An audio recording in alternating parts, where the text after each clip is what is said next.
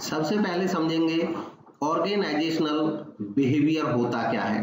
ये दो शब्दों के मेल से बना है, ऑर्गेनाइजेशनल और बिहेवियर।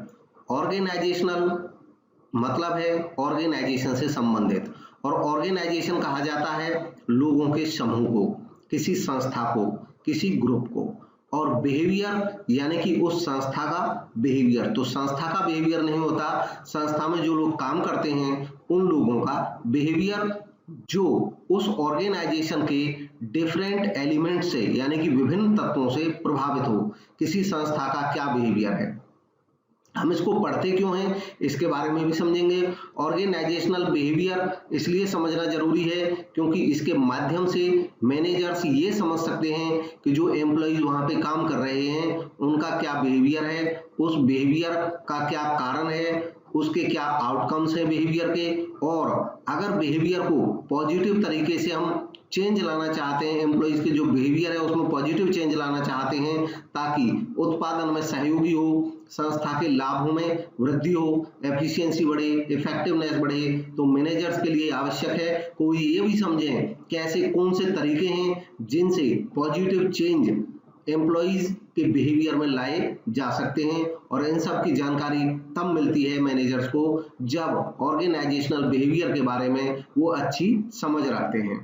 ऑर्गेनाइजेशनल बिहेवियर क्या है? ऑर्गेनाइजेशनल बिहेवियर अलग से एक सेपरेट फील्ड ऑफ स्टडी है, एक अलग से अध्ययन का क्षेत्र है जो कि डिवोटेड है अंडरस्टैंड करने के लिए, एक्सप्लेन करने के लिए और अल्टीमेटली इंप्रूव करने के लिए attitude and behaviour of the individuals and group in the organisation. संस्था में इंडिविजुअल यानी कि जो व्यक्ति काम करते हैं और ग्रुप यानी कि विभिन्न समूह होते हैं। अब विभिन्न समूहों में ये जो समूह हैं ये फॉर्मल भी हो सकते हैं, इनफॉर्मल भी हो सकते हैं। फॉर्मल जैसे कि अलग अलग डिपार्टमेंट हो सकते हैं, परचेज डिपार्टमेंट वाले एम्प्लॉइज, सेल्स डिपार्टमेंट वाले एम्प्लॉइज, प्रोडक्शन डिपार्टमेंट वाले एम्प्लॉइज। और इनफॉर्मल ग्रुप भी हो सकते हैं, जैसे कुछ एम्प्लॉय किसी खास एरिया के हैं तो आपस में उनमें लगाव हो जाता है, मित्रता हो जाती है, एक जैसी भाषा बोलने वाले हैं उनमें मित्रता हो जाती है। तो और अलग अलग कल्चरल कारण होते हैं, डिफरेंट रीजन्स होते हैं, तो ऐसे समूह भी आपस में लोगों के बन जाते हैं जो इनफॉर्मल होते हैं। उन सबके बिहेवियर में हम उनके बिहेवियर को समझें, उसको एक्सप्लेन करने की क्षमता रखें और अल्टीमेटली हम उनके बिहेवियर में चेंज लाएं जिसके कारण उनका एटीट्यूड और उनका बिहेवियर संस्था के हित में हो जाए। यही हम पढ़ते हैं, स्टडी करते हैं इस चीज की हम ऑर्गेनाइजेशनल बिहेवियर में। अब बात आती है क्या ऑर्गेनाइजेशनल बिहेवियर कोई अलग डिसिप्लिन है जैसे कि बाकी होते हैं कि इकोनॉमिक्स है, स्टैटिस्टिक्स है, या मैनेजमेंट है, या साइकोलॉजी है, या सोशियोलॉजी है? जी नहीं, ऑर्गेनाइजेशनल बिहेवियर अलग से कोई सेपरेट टॉपिक नहीं है, अलग से कोई सेपरेट सब्जेक्ट नहीं है, यानी कि कोई डिसिप्लिन नहीं है, बल्कि ये एक ब्लेंड है, ये एक मिश्रण है बहुत सारे डिफरेंट सब्जेक्ट्स का। इसमें सोशियोलॉजी, साइकोलॉजी, मैनेजमेंट, इकोनॉमिक्स और स्टैटिस्टिक्स, इसके अलावा भी बहुत एंथ्रोपोलॉजी, इन सब का मिश्रण रहता है, इन सब से मिलकर के बनता है ऑर्गेनाइजेशनल बिहेवियर। इसमें हर वो चीज, हर वो पहलू आता है जो लोगों के बिहेवियर में चेंज लाता हो। ऑर्गेनाइजेशनल बिहेवियर कभी कभी एचआरएम के जैसा लगता है, ह्यूमन रिसोर्स मैनेजमेंट जैसा लगता है, लेकिन एचआरएम और ऑर्गेनाइजेशनल बिहेवियर में भी अंतर है। ऑर्गेनाइजेशनल बिहेवियर एक सेपरेट फील्ड ऑफ स्टडी है, जबकि एचआरएम यानी कि ह्यूमन रिसोर्स मैनेजमेंट एक ऑर्गेनाइजेशनल फंक्शन है, सेपरेट फंक्शन है जिसके लिए ह्यूमन रिसोर्स मैनेजर की नियुक्ति की जाती है। जैसे अलग अलग फंक्शनल एरियाज होते हैं कि परचेज मैनेजमेंट होता है, सेल्स मैनेजमेंट होता है, वैसे ही एचआर मैनेजमेंट भी होता है और ये रिस्पॉन्सिबल होता है उन सभी एक्टिविटी, उन सभी इश्यूज के लिए जो स्टाफिंग से संबंधित होते हैं। Contributing field to organisational behaviour. अब जो ऑर्गेनाइजेशनल बिहेवियर है इसमें कौन कौन से फील्ड्स हैं जिनका कंट्रीब्यूशन है, जिनके कारण हम इसको समझते हैं और स्टडी करते हैं। इसमें बहुत सारे फील्ड्स आ जाते हैं जैसे कि साइकोलॉजी।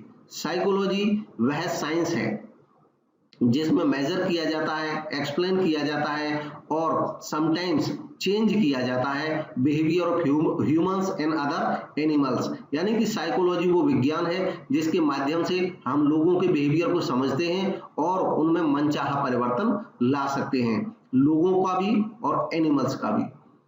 और साइकोलॉजिस्ट होते हैं वो लोग जो यह काम करते हैं।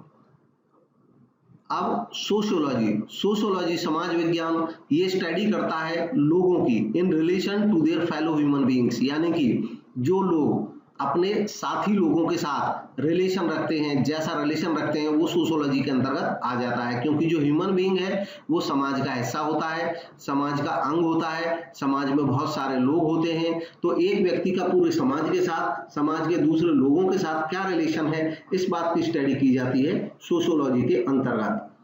सोशल साइकोलॉजी या सोशो साइकोलॉजी, ये सोशियोलॉजी और साइकोलॉजी दोनों से मिलकर बना है और यह एरिया है जिसमें साइकोलॉजी और सोशियोलॉजी दोनों के ही कॉन्सेप्ट सम्मिलित रहते हैं। यह फोकस करता है कि influence of people on one another, लोग एक दूसरे को प्रभावित कैसे करते हैं। नेक्स्ट है एंथ्रोपोलॉजी। एंथ्रोपोलॉजी स्टडी है सोसाइटीज की जिनमें हम लर्न करते हैं ह्यूमन बीइंग्स के बारे में और उनकी एक्टिविटीज के बारे में। ये हमें इस बात को समझने में मदद करता है कि जो फंडामेंटल वैल्यूज हैं, एटीट्यूड हैं, बिहेवियर हैं लोगों के बीच में, जो कि अलग अलग देशों के लोगों में और अलग अलग संस्थाओं में पाए जाते हैं, उनके क्या कारण होते हैं, इस बात को जानने में ये मदद करता है। नेक्स्ट है political science.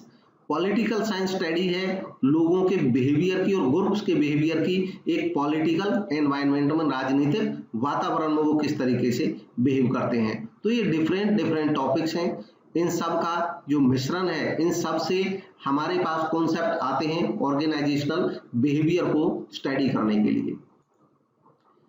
Nature of organisational behaviour, तो ऑर्गेनाइजेशनल बिहेवियर को बेटर तरीके से समझने के लिए हम इसकी और कुछ इससे रिलेटेड जो कॉन्सेप्ट्स हैं उनको समझेंगे, जैसे इसकी नेचर क्या है, इसके ऑब्जेक्टिव्स क्या हैं, इसके मॉडल्स क्या हैं।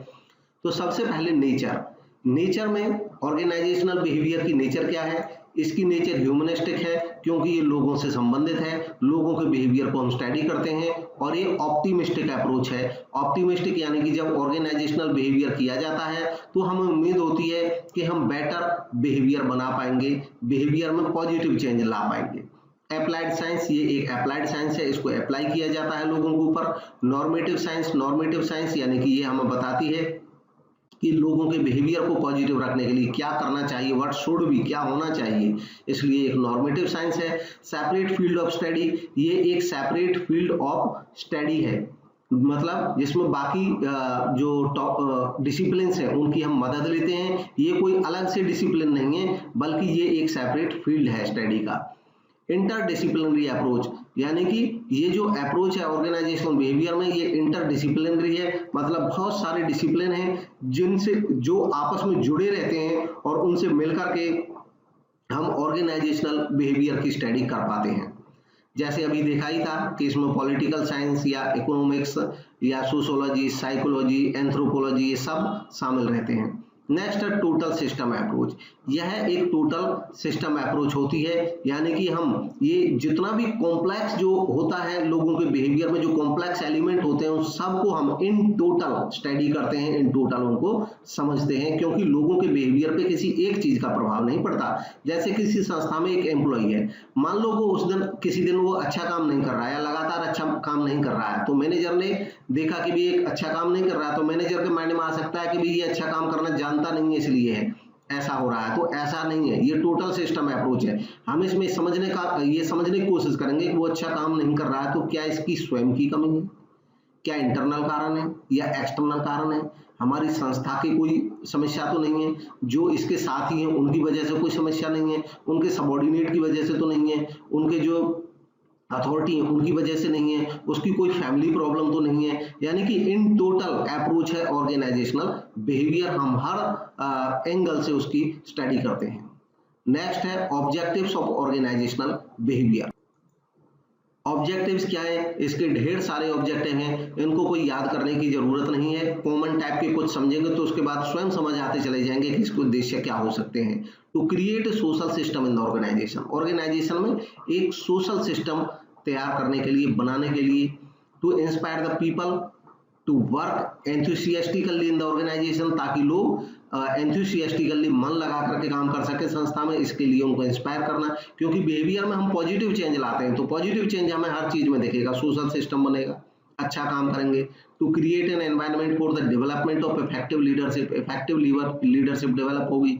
To develop effective group behaviour, अच्छा ग्रुप बिहेवियर आएगा। To identify the reasons for conflict and to resolve them, इसकी वजह से हम ये समझ पाएंगे, आइडेंटिफाई कर पाएंगे कि कॉन्फ्लिक्ट के कारण क्या है और उनको रिजोल्व भी कर पाएंगे। To increase the morale of employees, लोगों का मोरल बढ़ा पाएंगे।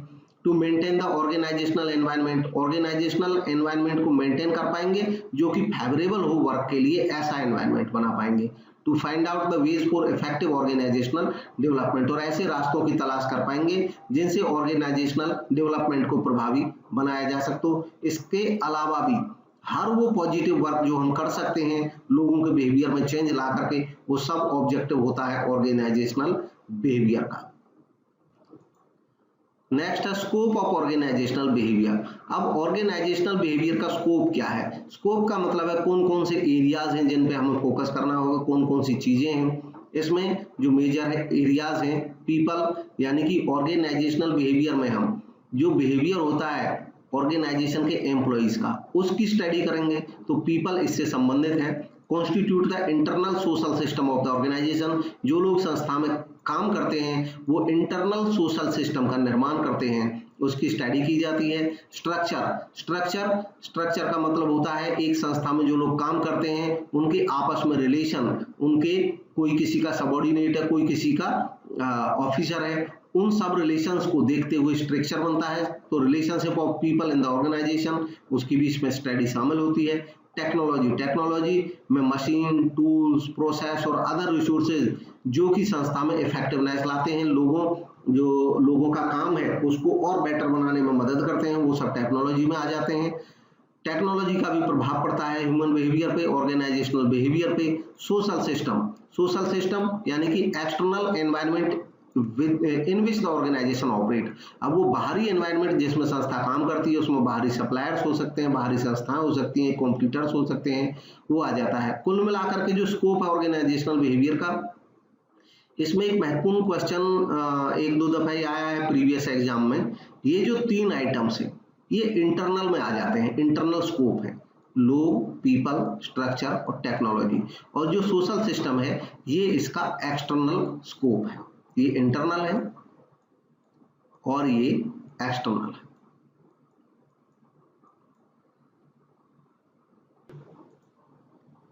नेक्स्ट है modern approach to organisational behaviour. Organisational behaviour से संबंधित मॉडर्न अप्रोच क्या है? इससे संबंधित मॉडर्न अप्रोच को मेनली इन 4 चीजों में हम देखते हैं। Human resources approach. Human resources approach concern with the growth and development of the people. इस अप्रोच में हम लोगों के जो यहाँ पे पीपल का मतलब एम्प्लॉय से है, जो लोग संस्था में काम कर रहे हैं उनके ग्रोथ और डेवलपमेंट से संबंधित है। कंटिजेंसी अप्रोच क्या है? Different situations require different behavioural practices. देखिए कंटिजेंसी का मतलब होता है something which is not fixed, मतलब फिक्स्ड नहीं है, परमानेंट कुछ भी नहीं, nothing is permanent, depend upon the situation. Different situation होगी तो डिफरेंट उसका सॉल्यूशन होगा, ये कंटिजेंसी अप्रोच है। इसमें instead of following A traditional approach, किसी ट्रेडिशनल अप्रोच को फॉलो करने की बजाय अलग अलग सिचुएशंस के लिए अलग अलग प्रैक्टिसेस के बारे में सोचा जाता है। प्रोडक्टिविटी अप्रोच में फोकस किया जाता है कि जो आउटपुट है उसको कैसे बढ़ाया जा सके। More output can be produced from the same amount of input, यानी कि जो हमारे पास अवेलेबल इनपुट्स हैं, जो साधन हैं, उन्हीं का अगर हम बेटर तरीके से यूज करें और ऑर्गेनाइजेशनल बिहेवियर को पॉजिटिव कर पाएं, उस पर कंट्रोल कर पाएं, तो हम ज्यादा आउटपुट उससे प्राप्त कर सकते हैं। सिस्टम अप्रोच है, ये emphasise the interdependence of each element within the organisation to functional effectively. एक संस्था में बहुत सारे डिपार्टमेंट होते हैं, बहुत सारे रिसोर्सेज होते हैं, डिफरेंट एलिमेंट्स होते हैं। तो जितने भी एलिमेंट्स होते हैं वो आपस में इंटर डिपेंडेंट होते हैं और उनके इंटर डिपेंडेंट होने के कारण हम ऐसा ऑर्गेनाइजेशनल बिहेवियर तैयार करें ताकि वो इफेक्टिवली मिलकर के काम करें और जिससे कि संस्था को फायदा पहुंचे। ये सिस्टम अप्रोच है, सारे जो एलिमेंट्स हैं वो बेटर तरीके से काम करें। नेक्स्ट है मॉडल ऑफ ऑर्गेनाइजेशनल बिहेवियर। अब ऑर्गेनाइजेशनल बिहेवियर के जो मेजर मॉडल्स हैं उनकी स्टडी करेंगे। इसमें सबसे पहले the autocratic model. Autocratic model जो है ऑर्गेनाइजेशनल बिहेवियर का, वो कहता है कि ऑर्गेनाइजेशन में जो बिहेवियर है वो ऑटोक्रेटिक टाइप का हो सकता है। अब इसका बेस क्या है? The basis of this model is power. इससे संबंधित क्वेश्चन कई दफे पूछ लिया जाता है कि जो ऑटोक्रेटिक मॉडल है उसका बेस क्या है? उसका बेस है पावर। मतलब जो लीडर है उसके हाथ में पावर होनी चाहिए और उस पावर के दम पे जो मैनेजियल ओरिएंटेशन है वो अथॉरिटी से होता है। उसके पास अथॉरिटी रहती है, पावर रहती है, जिससे कि वो काम करा पाता है। जब उसके पास पावर होती है तो जो एम्प्लॉइज हैं वो डिसिप्लिन रहते हैं, वो ओबीडिएंट रहते हैं और वो बॉस पे डिपेंडेंट रहते हैं। ये इसका परिणाम होता है और इसकी वजह से लॉन्ग रन में एम्प्लॉइज कभी कभी फ्रस्ट्रेशन और स्ट्रेस भी डेवलप हो सकता है। एम्प्लॉइज के बीच में वो फ्रस्ट्रेट हो सकते हैं और स्ट्रेस रख सकते हैं। तो लॉन्ग रन में ये जो मॉडल है ये अच्छा नहीं समझा जाता है। नेक्स्ट है द कस्टोडियन मॉडल। अब कस्टोडियन मॉडल जो है वो उसमें जो बेस है इस कस्टोडियन मॉडल का, इसका बेस है इकोनॉमिक रिसोर्सेज। यानी कि इसमें यह समझा जाता है कि लीडर के पास, मैनेजर के पास इकोनॉमिक रिसोर्सेज हैं और उन इकोनॉमिक रिसोर्सेज का कस्टोडियन है मैनेजर, इसलिए इसको कस्टोडियल मॉडल कहा जाता है। उसकी कस्टडी में है और क्योंकि उसकी कस्टडी में है इसलिए उसकी ड्यूटी है कि जो इकोनॉमिक रिसोर्सेज हैं उनका बेटर तरीके से यूज किया जाए। और इसका मतलब ये हुआ कि इसका जो ओरिएंटेशन है वो मनी की तरफ होता है। एम्प्लॉइज इन टर्न, और बदले में जो एम्प्लॉइज हैं वो उनको सिक्योरिटी और बेनिफिट्स मिलते हैं। Employee need that is met is security, क्योंकि उनको बेटर पे मिलती है जिससे उनकी सिक्योरिटी तय होती है। Employees want work as a team. अब इसमें एम्प्लॉय एक टीम की तरह काम नहीं करते हैं, वो सब अपना अपना जो इनकम्स है उनको बढ़ाना चाहते हैं। The performance result is passive cooperation, और इसमें जो रिजल्ट इसका निकल के आता है वो पैसिव कॉपरेशन रहता है, एक्टिव कॉपरेशन नहीं रहता है। नेक्स्ट मॉडल है सपोर्टिव मॉडल। सपोर्टिव मॉडल जैसा कि नाम से सजेस्ट है, इसका जो बेस है वो सपोर्ट है। Basis of this model is leadership with a managerial orientation of support. Leadership जो है वो सपोर्ट, मतलब लीडरशिप सपोर्ट करती है। The employees in turn are oriented toward job performance and participation. जब एम्प्लॉइज को सपोर्ट मिलती है तो वो जॉब परफॉर्मेंस करते हैं और पार्टिसिपेशन करते हैं काम में। Employee need that is met status, इससे एम्प्लॉइज का जो स्टेटस है और रिकॉग्निशन है वो बढ़ता है, यानी कि उनको रिकॉग्निशन मिलती है। The performance result is awaken drives, और इससे जो लोगों की ड्राइव है, इच्छाएं हैं वो अवेकन होती हैं, जागृत होती हैं। नेक्स्ट है the collegial model. Collegial model is the extension of supportive model. ये सपोर्टिव मॉडल का ही एक एक्सटेंशन है, क्योंकि जो कॉलेज वर्ड है उसका मतलब होता है ग्रुप ऑफ पर्सन्स, लोगों का एक समूह जो कॉमन पर्पस के लिए इकट्ठे हुए हों। इसलिए जो कॉलेजियल मॉडल है उसका मीनिंग भी यहीं से निकलता है। इसमें टीम वर्क पे फोकस होता है। Basic foundation of collegial model lies on management ability to create a feeling of partnership with the employees. इसमें एम्प्लॉइज के बीच में एक पार्टनरशिप की फीलिंग लाना, ये मेन फोकस रहता है मैनेजमेंट का। अंडर कॉलेजियल अप्रोच, इस अप्रोच के तहत employees feel needed and useful. Employees को लगता है कि वो भी नीडेड है, उनकी जरूरत है संस्था को और वो यूजफुल है। They consider managers as joint contributors to organisational success rather than as bosses. इसमें जो एम्प्लॉइज हैं वो मैनेजर्स को जॉइंट कंट्रीब्यूटर समझते हैं, ना कि अपने बॉस ना समझ करके उनको समझते हैं कि ये भी हमारे साथ कंट्रीब्यूट कर रहे हैं और हम भी संस्था के डेवलपमेंट में काम कर रहे हैं। इसमें बेटर फीलिंग रहती है एम्प्लॉइज के। कल्चर क्या होता है? Culture is a wide term which include social behaviour. Culture एक ऐसा विस्तृत टर्म है जिसमें सोशल बिहेवियर और norms found in human societies, knowledge, belief, art, law, customs, ये सब मिलकर के बनाते हैं culture. People depend on culture as it gives them stability, security, understanding and ability to respond to a given situation. लोग culture पे depend करते हैं क्योंकि कल्चर में वो सब चीज़ें शामिल रहती हैं जो हमारे बिलीफ हैं, नॉलेज है, हमें जो जानकारी मिली है, हमने जो अपने समाज में सीखा है, वो सब हमारा कल्चर का हिस्सा है और हम कल्चर से बहुत कुछ सीखते हैं और कल्चर के ऊपर फिर डिपेंड करता है हमारी बहुत सारी जो आदतें हैं वो कल्चर से डिपेंड होती हैं, हमारा बिहेवियर कल्चर पे डिपेंड करता है। That is why people fear change. यही कारण है कि एक कल्चर में रहते रहते व्यक्ति ऐसा हो जाता है कि अब वो बहुत सारे बदलावों को आसानी से स्वीकार नहीं करता है, वो हर एक बदलाव से डरते हैं। दे फियर, उनको ये भय होता है कि सिस्टम विल बिकम अनस्टेबल, जो सिस्टम है वो अनस्टेबल हो जाएगा क्योंकि हम जिस कल्चर में रह रहे थे वो काफी समय से चली आ रही है, अब बदलाव आएगा तो उसमें कैसे रहेंगे। Their security will be lost, उनकी सिक्योरिटी कम हो जाएगी। दे विल नॉट अंडरस्टैंड, वो समझ नहीं पाएंगे नए प्रोसेस को। And they will not know how to respond to the new situations, और जब कोई बदलाव होगा तो नई नई सिचुएशंस उनके सामने आएंगी, उनको लगता है कि वो उसमें सही से रिस्पॉन्ड नहीं कर पाएंगे। तो ये होता है कि कल्चर में बदलाव का कई दफे क्यों लोग विरोध करते हैं, लेकिन इसका मतलब ये नहीं है कि हमेशा या सभी लोग कल्चर का विरोध करते हैं। ये एक जनरल परसेप्शन है कि कुछ लोग ऐसा चाहते हैं कि जो कल्चर में वो जी रहे हैं। अब कल्चर क्या है, हमने इसमें देखी बहुत सारी बातें, इनके अलावा भी बहुत सारी चीजें हो सकती हैं। एक व्यक्ति जिस समाज में रहता है वो सोसाइटी उसके कल्चर का निर्माण करती है, जो टेक्निक वो सीखता है, जो जानकारी उसको होती है, जिस स्टाइल में वो रहता है, उन सब से उसकी कल्चर बनती है। अब ऑर्गेनाइजेशनल कल्चर क्या है, ये तो हमने कॉमन एक कल्चर की बात की।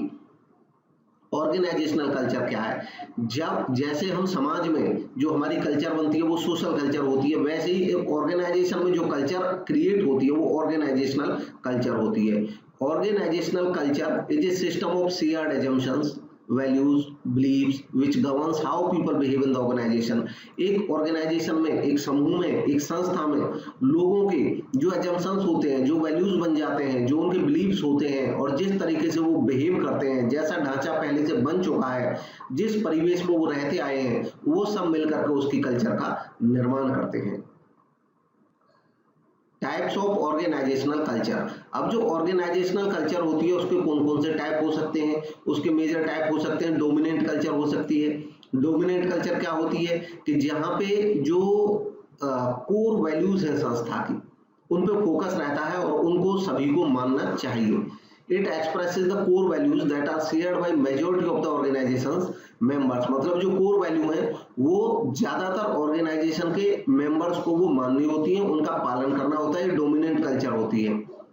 सब कल्चर होती है shares the dominant culture's core values as well as other values. इसमें सब कल्चर में क्या होता है कि जो पूरी संस्था की जो कॉमन वैल्यूज है उनको तो माना ही माना जाता है, लेकिन साथ ही साथ उस संस्था में जो अलग डिपार्टमेंट होते हैं, अलग ग्रुप्स बन जाते हैं, उनके भी आपस में कुछ वैल्यूज क्रिएट हो जाते हैं जो कि सब कल्चर बन जाती है। जैसे मान लो एक पूरी संस्था है, जैसे टाटा ग्रुप है, तो टाटा ग्रुप में जो पहले से वैल्यूज जिनका वो पालन कर रहे हैं, अब टाटा ग्रुप को बहुत ज्यादा ह्यूमन वैल्यूड ग्रुप माना जाता है, तो उसमें मान लो कोई वैल्यूज है, एक वैल्यू है तो वो आसानी से लोगों को, जैसे किसी व्यक्ति के सामने प्रॉब्लम आई तो वो अपने एम्प्लॉइज को निकाल नहीं देते हैं। जैसे अभी ये कोरोना काल में भी हम सुन रहे हैं कि बहुत सारी कंपनीज अपने एम्प्लॉइज की छटनी कर रही हैं, लेकिन सुनने में आया है कि जो टाटा ग्रुप है वो अब ऐसा कोई विचार नहीं रख रहा है कि हम अपने एम्प्लॉइज की छटनी कर देंगे। वो तरीके ढूंढ रहा है कि सभी लोगों को बना के रखा जाए और जो टॉप मैनेजमेंट है उनकी सैलरीज को कुछ डाउन कर दिया जाए। तो ये उनका एक कल्चर है कि एम्प्लॉइज को संभाल के रखना, ये उनकी वैल्यूज है। तो ये तो डोमिनेंट कल्चर हुई। अब इसी में क्या होगा कि टाटा ग्रुप में मान लो कोई परचेज डिपार्टमेंट है, कोई सेल्स डिपार्टमेंट है। अब उस सेल्स डिपार्टमेंट के अपने कुछ वैल्यूज हो सकते हैं, कुछ अपने तौर तरीके हो सकते हैं, तो उसकी जो वैल्यू को भी स्थान मिलता है तो उसको हम सब कल्चर कहते हैं। उसमें एक डिपार्टमेंट, एक ज्योग्राफिकल यूनिट के अपने कल्चर भी हो सकते हैं। फिर उसके बाद होता है काउंटर कल्चर। काउंटर कल्चर का मतलब होता है कि जहां पे काउंटर होता हो, यानी कि कुछ लोग अपोज करते हो जो डोमिनेंट कल्चर चला रहा है उसका, कि भाई इस तरीके से जो काम होता है ये ठीक नहीं है। Values are in opposition to those of dominant culture. जो डोमिनेंट कल्चर होती है कुछ वैल्यूज उसका अपोज करती हैं, इसको हम काउंटर कल्चर के नाम से जानते हैं। नेक्स्ट टॉपिक है ऑर्गेनाइजेशन चार्ट। देखिए ऑर्गेनाइजेशन चार्ट क्या होता है। इससे पहले ऑर्गेनाइजेशन के बारे में, क्योंकि इसमें मेजर टॉपिक्स को मैंने खाली शामिल किया है, वीडियो काफी बड़ा ये होने वाला है, लेकिन इसमें जो टॉपिक्स हैं उनमें से डेफिनेटली कॉमर्स के पीजीटी कॉमर्स ही नहीं, कॉमर्स के किसी भी कॉम्पिटिटिव एग्जाम में बहुत सारे क्वेश्चन आपको देखने को मिल जाएंगे इस वीडियो से। ऑर्गेनाइजेशन चार्ट, देखो ऑर्गेनाइजेशन क्या होता है। ऑर्गेनाइजेशन हम एक बड़े ग्रुप को बोल सकते हैं जिस ग्रुप के कोई मेजर ऑब्जेक्टिव हो और उन ऑब्जेक्टिव्स को पूरा करने के लिए ये काम कर रहे हो। एक ऑर्गेनाइजेशन में कई छोटे छोटे ग्रुप्स भी हो सकते हैं एक संस्था में, और जो ऑर्गेनाइजेशन है वो भी एक बड़ा ग्रुप होता है। इसमें बहुत सारे लोग होते हैं जो मिलकर के काम करते हैं, उनमें आपस में इंटर रिलेशंस रहते हैं उन लोगों में या उन डिपार्टमेंट्स में जो उस ऑर्गेनाइजेशन में होते हैं। तो ये तो एक ऑर्गेनाइजेशन हुआ, एक समूह हुआ, बड़ा समूह हुआ। अब ऑर्गेनाइजेशन में डिफरेंट डिपार्टमेंट हो सकते हैं या लोग हो सकते हैं, तो उन लोगों में कौन सबऑर्डिनेट है, कौन ऑफिसर है, कौन किसके अंडर काम करता है, कौन किसके डिपार्टमेंट में काम करता है, ये पता कैसे चलेगा। तो इसके लिए जब बड़ी संस्थाएं हो जाती हैं तो उनके लिए एक चार्ट बनाया जाता है और उस चार्ट में ये फ्लो दिया होता है कि सबसे ऊपर ये ऑफिसर रहेगा, इसके नीचे मान लो 2 ऑफिसर्स रहेंगे, तो और इनके नीचे फिर कितने लोग काम करेंगे। इस तरीके से ये बढ़ता चला जाता है, जिससे हमें ये पता चलता है कौन किसके अंडर काम कर रहा है, कौन किसका सबऑर्डिनेट है, कौन किसका ऑफिसर है। एक तो इस बात का पता चलता है, दूसरा इस चार्ट में ये भी वर्णन रहता है कि इस पोजीशन का नाम क्या होगा और इस पोजीशन का जो पोर्टफोलियो क्या होगा, ये इसके काम क्या होंगे, किन चीजों की रेस्पॉन्सिबिलिटी इसके पास रहेगी। इससे क्या होता है, क्लैरिटी बनती है। संस्था में जितने भी लोग काम कर रहे हैं उनके बारे में क्लैरिटी होती है। ऑर्गेनाइजेशन चार्ट को देख करके पता लगाया जा सकता है कि किस पर्सन के पास कौन सी जिम्मेदारी रहती है। इसको हम ऑर्गेनाइजेशन चार्ट बोलते हैं। ये chart that shows the structure of the organization, एक चार्ट जो संस्था के ढांचे को दिखाता है, including the title of each manager position, जिसमें हर मैनेजर की पोजीशन का टाइटल भी रहता है। शोइंग रिलेशनशिप अमंग देम, उनमें रिलेशन को भी दिखाता है कि ये ऑफिसर है, ये इसका सबऑर्डिनेट है। As who is accountable to whom, कौन किसके अकाउंटेबल है ये भी पता चलता है। जैसे अगर ये ऑफिसर है तो ये जो पर्सन है ये अकाउंटेबल होगा इसके प्रति, अपने ऑफिसर के प्रति जवाबदेह होगा। And who has the authority for specific area, और किसी पर्टिकुलर एरिया की अथॉरिटी किसके पास है। जैसे मान लो ये सेल्स डिपार्टमेंट है और इस सेल्स डिपार्टमेंट में एक पर्टिकुलर एरिया है, एक डिस्ट्रिक्ट है या एक स्टेट है, और वो इस ऑफिसर के अंडर है, उसकी जो मार्केटिंग एक्टिविटीज है कंपनी की इस पर्टिकुलर एक एरिया के, तो इस एरिया को भी बताता है कि किस पर्सन के अंडर कौन सा एरिया है। टाइप्स ऑफ ऑर्गेनाइजेशनल चार्ट, अब ऑर्गेनाइजेशनल चार्ट के टाइप्स कितने हो सकते हैं। वर्टिकल चार्ट हो सकता है, shows high level management at the top and lower position at below. ये जो मैंने चार्ट अभी यहाँ पे बना के दिखाया ये एक वर्टिकल चार्ट है। वर्टिकल चार्ट में हमें ऊपर से नीचे की तरफ फ्लो दिखता है या नीचे से ऊपर की तरफ हमें रिलेशन दिखते हैं लोगों के। दूसरा होता है हॉरिजॉन्टल चार्ट, हॉरिजॉन्टल इसके उलट होगा, shows the high level management at the left with lower positions at the right. जैसे मान लो हम इस तरीके से चार्ट बनाए कि टॉप पे है, फिर इसके अंडर मान लो 2 लोग काम कर रहे हैं, एक ये काम कर रहे हैं, एक ये काम कर रहे हैं, फिर इसके अंडर कितने लोग काम कर रहे हैं, इसके अंडर मान लो इतने लोग काम कर रहे हैं। तो ऐसे ये चार्ट बढ़ता चला जाता है और इसमें जो हाई लेवल मैनेजमेंट है वो लेफ्ट में दिखाई देता है और राइट की तरफ जो लोअर पोजीशंस है वो बढ़ती चली जाती है। ऐसे ही circular chart shows the high level management in the centre with successive positions in the circles. इसमें क्या होता है कि जो हाई लेवल मैनेजमेंट है वो हमें सेंटर में दिखता है कि ये सेंट्रल पोजीशन है, और बाकी जो डिपार्टमेंटल मैनेजर्स होते हैं वो इसके बाकी तरफ होते हैं। जैसे मान लो ये जनरल मैनेजर है, अब फिर ये एचआर का मैनेजर है, ये परचेज मैनेजर है, ये सेल्स मैनेजर है, ये प्रोडक्शन मैनेजर है, फिर उसके बाद इनके भी आगे वो हो सकते हैं, सबऑर्डिनेट्स हो सकते हैं। तो इस तरीके से ये सर्कुलर चार्ट कहलाता है। अब इसमें हम देखेंगे आगे different type of organisations and organisational structures. देखिए ऑर्गेनाइजेशंस के विभिन्न प्रकार और ऑर्गेनाइजेशनल स्ट्रक्चर्स के विभिन्न प्रकार। पहले टाइप ऑफ ऑर्गेनाइजेशन का मतलब होता है कि जब हम ऑर्गेनाइजेशन को किसी एक बेस पे, अब अलग अलग आधार पे अलग अलग टाइप की ऑर्गेनाइजेशन हो सकती है। एक ऑर्गेनाइजेशन फॉर्मल हो सकती है, इनफॉर्मल हो सकती है। तो जब हम किसी बेस को ढूंढते हैं तो वो ऑर्गेनाइजेशन का टाइप होता है। ऑर्गेनाइजेशनल स्ट्रक्चर का मतलब होता है कि जो पद संबंध है जब हम उनके बारे में बात करते हैं कि इसमें जो पद संबंध है वो किस तरीके से है।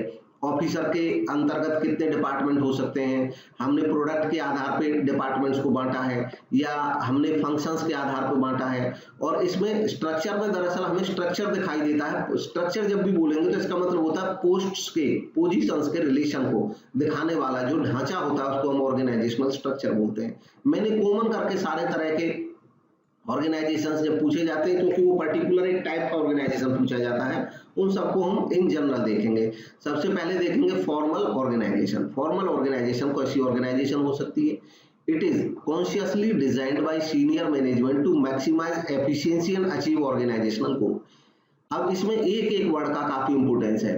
ये कॉन्शियसली डिजाइन्ड होती है, मतलब जो फॉर्मल ऑर्गेनाइजेशन होती है ये सोच समझ करके बनाई जाती है, सीनियर मैनेजमेंट, टॉप मैनेजमेंट के द्वारा बनाई जाती है।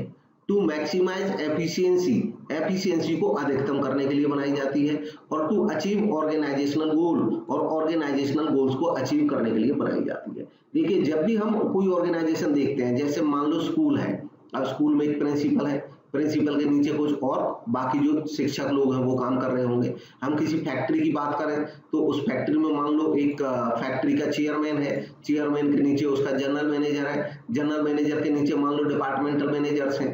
तो ये फॉर्मल ऑर्गेनाइजेशन है। फॉर्मल ऑर्गेनाइजेशन ऐसी ऑर्गेनाइजेशन को कहते हैं जिसका निर्माण किया जाता है सोच समझ करके, जिसमें कोई ऑफिसर होता है, कोई सबॉर्डिनेट होता है, जिसमें जो पोस्ट होती हैं, पोजीशंस होती हैं, उनके वर्क डिसाइडेड होते हैं कि किसका क्या वर्क होगा, जिसमें ये तय होता है कि कौन व्यक्ति किसको आदेश देगा, जिसमें ये तय होता है कि कौन व्यक्ति क्या काम करेगा। इसको हम फॉर्मल ऑर्गेनाइजेशन देखते हैं। ज्यादातर जब हम किसी ऑर्गेनाइजेशन को देखते हैं, किसी स्कूल को, मान लो आर्मी को, पुलिस को, तो हम देखते हैं पद होते हैं। जब भी आपको पद दिखाई दे किसी संस्था में, जब हम पदों की बात करते हो, जब हम आदेश निर्देश की बात करते हो, तो ये फॉर्मल ऑर्गेनाइजेशन होती है। नेक्स्ट है informal organisation. Informal organization is spontaneously created among the members of the organization. Informal organization वो organization होती है जो spontaneously create होती है, मतलब उसके लिए कोई सोचा विचारा नहीं जाता है पहले से, वो अकस्मात बनती है। On the basis of their common interest and friendship, उनके common interest और friendship के आधार पे बन जाती है। अब कई दफा लोगों को कंफ्यूजन होती है कि इनफॉर्मल ऑर्गेनाइजेशन कोई अलग ऑर्गेनाइजेशन होती है, फॉर्मल अलग होती है, मतलब एक संस्था या तो फॉर्मल ऑर्गेनाइजेशन होगी या इनफॉर्मल होगी। ऐसा नहीं है, एक ही संस्था में फॉर्मल ऑर्गेनाइजेशन भी हो सकती है और इनफॉर्मल भी हो सकती है। इसका मैं एक एग्जांपल बताता हूं। जैसे मान लो एक फैक्ट्री है, उस फैक्ट्री में एक जनरल मैनेजर है, जनरल मैनेजर के नीचे काम करते हैं परचेज मैनेजर, उसके बाद sales manager, production manager, human resource manager, फिर इनके नीचे भी कुछ लोग काम कर रहे हैं, ये इनको आदेश देते हैं, ये इनको आदेश देते हैं। तो ये तो हुई फॉर्मल ऑर्गेनाइजेशन। अब कभी कभी क्या है कि किसी डिपार्टमेंट में बहुत सारे एम्प्लॉय काम करते हैं, तो अलग अलग डिपार्टमेंट्स के कुछ एम्प्लॉय हम देखते हैं कि वो जाते हैं, मान लो दिल्ली में काम करते हैं और दिल्ली से ये पलवल को जाते हैं, फरीदाबाद को जाते हैं या अन्य किसी जगह पे जाते हैं, तो वो उनका जो जाने का तरीका है वो एक है, वो सब ट्रेन से जाते हैं। अब क्योंकि वो उसी कंपनी के अलग अलग डिपार्टमेंट के एम्प्लॉय ट्रेन में एक साथ जाते हैं, तो धीरे धीरे उनमें पहचान हो जाती है कि भाई आपको भी इधर जाना है, मुझे भी इधर जाना है। धीरे धीरे उनमें क्या बनने लगता है, आपस में रिलेशन बनने लगता है, जिसका संस्था से कोई लेना देना नहीं होता है। कि एक एम्प्लॉय जाता है तो उसने कहा कि ठीक है यार, मुझे भी बुला के लेके चला करो जब ट्रेन में जाते हो, तो वो सब इकट्ठे हो जाते हैं। धीरे धीरे ऐसे उनका 15-20 का ग्रुप बन जाता है। अब जो ग्रुप बन जाता है, क्योंकि वो एक जगह से आते हैं, एक तरीके से आते हैं, धीरे धीरे उनमें आपस में एक ऐसा ग्रुप बन जाता है जो एक दूसरे को सुख दुख की बात करने लगते हैं, एक दूसरे की परेशानियों को साझा करते हैं।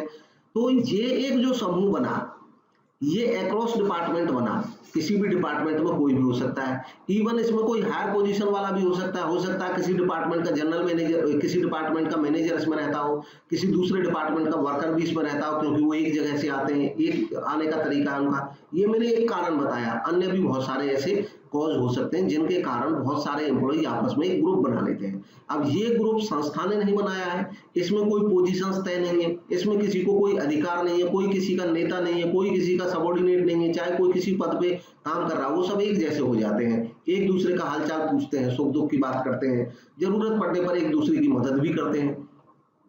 तो ऐसे जो ग्रुप बनते हैं उनको हम कहते हैं इनफॉर्मल ऑर्गेनाइजेशन। एक ही संस्था में हमें फॉर्मल ऑर्गेनाइजेशन भी देखने को मिल जाएगा और इनफॉर्मल भी।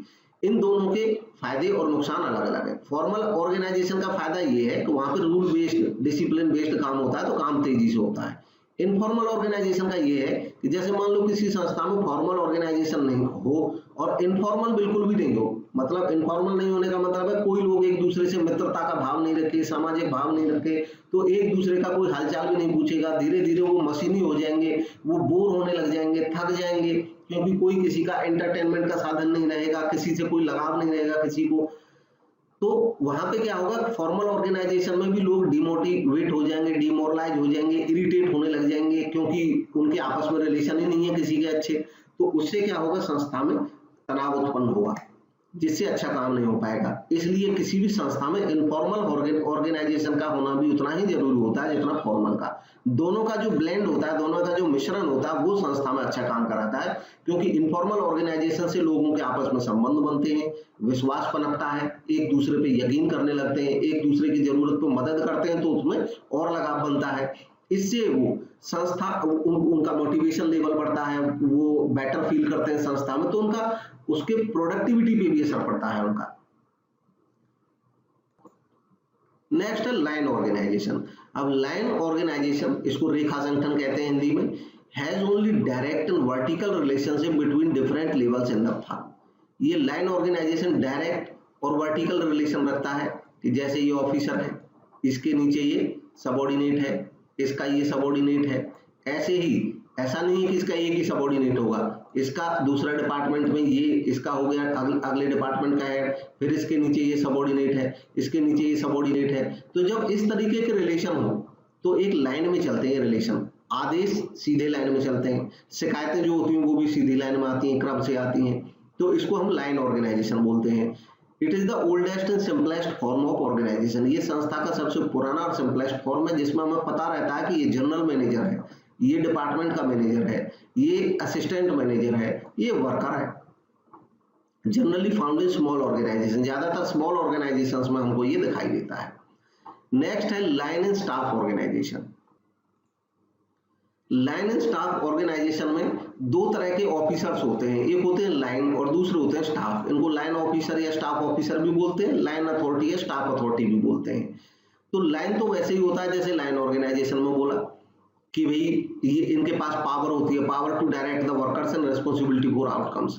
जो लाइन अथॉरिटी होती है, जो लाइन ऑफिसर होते हैं, उनके पास पावर होती है आदेश देने की, निर्देश देने की, और इसलिए वो जिम्मेदार भी होते हैं अपने आदेशों के या निर्देशों के काम के। स्टाफ अथॉरिटी जो होती है, वो स्टाफ अथॉरिटी अलग से होती है, और जो स्टाफ अथॉरिटी में स्टाफ ऑफिसर्स होते हैं वो इनको सीधे आदेश नहीं देते हैं वर्कर्स को, बल्कि ये एडवाइज करते हैं, सलाह करते हैं लाइन ऑफिसर्स को, जो लाइन अधिकारी होते हैं। लाइन अधिकारी के ऊपर डिपेंड करता है कि वो इनके निर्देश, इनकी सलाह को, इनके सजेशन को माने या नहीं माने। तो ये केवल एक परामर्श, कंसल्टेंट की तरह काम करते हैं, और ये विषयों के विशेषज्ञ होते हैं, स्पेशलिस्ट होते हैं। स्पेशलिस्ट होने के नाते ये केवल राय देते हैं, लेकिन अल्टीमेट जो रेस्पॉन्सिबिलिटी होती है वो लाइन मैनेजर की होती है। इसलिए लाइन मैनेजर ये देखता है कि इनकी सलाह को वो मानेगा या नहीं मानेगा। Staff authority created to support, assist and advise the holders of line authority. तो जो स्टाफ अथॉरिटी होती है वो लाइन अथॉरिटी को, लाइन ऑफिसर्स को, लाइन मैनेजर्स को केवल सलाह देने का काम करती है। Where staff department have authority over line personal. लेकिन अगर मान लो कोई ऐसी संस्था है, कभी कभी अब क्योंकि ये तो संस्था के ऊपर डिपेंड करता है, ऑर्गेनाइजेशन के ऊपर डिपेंड करता है, टॉप मैनेजमेंट के ऊपर डिपेंड करता है कि वो किस तरीके से अपनी संस्था के स्ट्रक्चर को फ्रेम करें। तो अगर किसी संस्था में जो स्टाफ डिपार्टमेंट है उनको भी कुछ अथॉरिटी मिलती है ओवर द लाइन पर्सनल, कि लाइन के ऊपर इनको भी कुछ राइट है कि ये बोलेगा तो मानना पड़ेगा, तो ऐसे केस में, हालांकि ये जो नैरो एरियाज होते हैं, छोटे मोटे एरिया, उनमें इनको अनुमति मिलती है, तो ऐसे केस में हम उस संस्था को बोलते हैं फंक्शनल अथॉरिटी ऑर्गेनाइजेशन। नेक्स्ट है डिविजनल ऑर्गेनाइजेशन। अब डिविजनल ऑर्गेनाइजेशन कौन सी ऑर्गेनाइजेशन होती है? It is a type of organizational structure used in larger companies that operate in a wide geographic area or that have different type of product और market areas. Divisional organisation उस organisation को बोला जाता है जिसमें बहुत सारे डिवीजन होते हैं, और वो जो डिवीजन होते हैं वो ज्योग्राफिकल एरिया या डिफरेंट टाइप ऑफ प्रोडक्ट्स के बारे में होते हैं। जैसे मान लो एक कंपनी है फोर्ड। अब फोर्ड कंपनी में उन्होंने क्या किया कि डिवीजन बनाए ये इनका ट्रैक्टर डिवीजन है, ये कार डिवीजन है, इसमें कार का निर्माण होता है। तो इन्होंने एक प्रोडक्ट के आधार पर बांट दिया। इसके अलावा ये एरिया के आधार पर भी बांट सकते हैं। जैसे इंडिया में काम करती है तो ये बांट सकते हैं कि भाई ये नॉर्थ इंडिया हो गया, ये साउथ इंडिया हो गया, ये ईस्ट इंडिया हो गया, ये मिडिल हो गया इंडिया का। तो ऐसे भी ये अलग अलग डिपार्टमेंट को बांट सकते हैं। इनको हम डिविजनल ऑर्गेनाइजेशन बोलते हैं। Now functional organisation. Functional organisation का मतलब है कि organisational structure that uses the principle of specialisation based on functions. जब किसी ऑर्गेनाइजेशन के स्ट्रक्चर को उसके फंक्शंस के आधार पर बनाया जाता है तो उसको फंक्शनल ऑर्गेनाइजेशन कहते हैं या फंक्शनल स्ट्रक्चर कहते हैं ऐसे स्ट्रक्चर को। जैसे अब किसी ऑर्गेनाइजेशन में मान लो ये जनरल मैनेजर है, ये टॉप पोस्ट पे जो है वो जनरल मैनेजर है। हमने अलग अलग डिपार्टमेंट बनाए फंक्शंस के बेस पे कि परचेज के लिए परचेज डिपार्टमेंट बना दिया, सेल्स के लिए सेल्स डिपार्टमेंट बना दिया, प्रोडक्शन के लिए प्रोडक्शन डिपार्टमेंट बना दिया, फाइनेंस के लिए फाइनेंस डिपार्टमेंट बना दिया। तो जब हम फंक्शंस के बेस पे डिपार्टमेंट बनाते हैं, बांटते हैं और ये सब जीएम के अंडर काम करते हैं, तो इस तरह के डिपार्टमेंट को फंक्शंस के बेस पे बनाने से जो स्ट्रक्चर बनता है उसको फंक्शनल स्ट्रक्चर या फंक्शनल ऑर्गेनाइजेशन कहते हैं। इससे संस्था में स्पेशलाइजेशन भी आता है, क्योंकि एक जैसे फाइनेंस डिपार्टमेंट में वही जो लोग होंगे वो कंटिन्यूअसली फाइनेंस का काम करेंगे तो फाइनेंस के एक्सपर्ट बन जाएंगे। परचेज में जो पर्सन काम करेंगे वो परचेज के एक्सपर्ट बन जाएंगे। नेक्स्ट है प्रोजेक्ट ऑर्गेनाइजेशन। अब project organisation is a temporary organisation. यह एक टेम्परेरी ऑर्गेनाइजेशन होता है design to achieve specific results, जिसको कुछ स्पेसिफिक रिजल्ट्स को अचीव करने के लिए बनाया जाता है। जैसे इसमें क्या होता है कि मान लो कोई रियल एस्टेट कंपनी है। अब रियल एस्टेट कंपनी को अलग अलग जगह के कॉन्ट्रैक्ट्स मिलते हैं, तो उन्होंने एक प्रोजेक्ट लॉन्च किया कि वो ग्रेटर नोएडा में एक रेजिडेंशियल सोसाइटी बनाएंगे। अब इसके लिए एक प्रोजेक्ट सेपरेट प्रोजेक्ट हो गया ये। ऐसे ही कोई वो गुड़गांव में बनाएंगे सोसाइटी तो वहां पे एक प्रोजेक्ट हो गया। अब इस प्रोजेक्ट के लिए एक प्रोजेक्ट मैनेजर नियुक्त किया जाएगा और पूरा स्टाफ यहाँ के लिए नियुक्त किया जाएगा। तो जैसे ये प्रोजेक्ट पूरा हो जाएगा बस इन लोगों के यहाँ से हटा करके दूसरे किसी काम पे लगाया जाएगा। तो इसलिए ये जो ऑर्गेनाइजेशन होती है एक प्रोजेक्ट के लिए बनती है और इसलिए टेम्परेरी होती है, क्योंकि प्रोजेक्ट समाप्त होने के बाद ये स्ट्रक्चर यहाँ से हट जाता है और फिर नई जगह पे नया स्ट्रक्चर क्रिएट होता है। नेक्स्ट है मैट्रिक्स ऑर्गेनाइजेशन। अब मैट्रिक्स ऑर्गेनाइजेशन एक विशिष्ट टाइप का ऑर्गेनाइजेशन होता है जिसमें लाइन अथॉरिटी जो फंक्शनल हेड्स होते हैं वो तो अपना काम करते ही करते हैं, साथ ही साथ जितने भी उनके एम्प्लॉइज होते हैं वो अलग किसी न किसी प्रोजेक्ट से भी जुड़े होते हैं। It is an organizational structure in which employees are permanently attached to one department and are simultaneously have ongoing assignment in which they report to project, customer, product या geographic unit heads. The employees have to work under two bosses. यहाँ पे दो boss के under काम करते हैं। जैसे मान लो ये एक संस्था है, अब इस संस्था में ये परचेज डिपार्टमेंट है तो परचेज डिपार्टमेंट का परचेज मैनेजर हो गया, ये सेल्स डिपार्टमेंट का सेल्स मैनेजर हो गया, प्रोडक्शन डिपार्टमेंट का प्रोडक्शन मैनेजर हो गया। अब इनके नीचे बहुत सारे एम्प्लॉइज काम करते हैं, इनके नीचे ये काम करता है, उसके नीचे वो काम करता है, उसके नीचे वो काम करता है, इस तरीके से बहुत सारे एम्प्लॉय इनके नीचे काम करते हैं।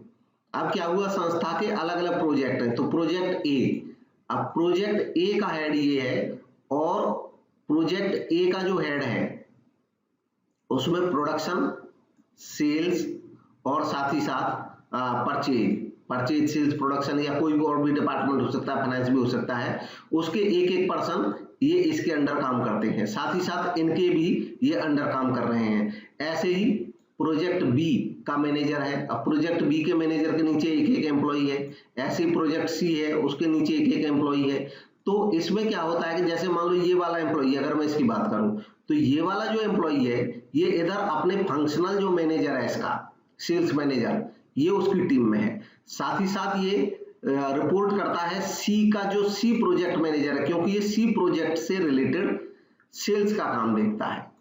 ये जो एम्प्लॉई है ये बी प्रोजेक्ट से रिलेटेड सेल्स का काम देखता है। तो सेल्स मैनेजर सारे प्रोजेक्ट के जो सेल्स के एम्प्लॉई उनको लीड कर रहा है, उधर एक प्रोजेक्ट मैनेजर अपने प्रोजेक्ट के परचेज, सेल और प्रोडक्शन के एम्प्लॉइज को लीड कर रहा है। तो इस तरह से एक स्ट्रक्चर क्रिएट होता है जिसमें जाल जैसा, नेट जैसा बन जाता है और इसलिए इसको बोलते हैं मैट्रिक्स ऑर्गेनाइजेशन। नेक्स्ट है टॉल ऑर्गेनाइजेशन।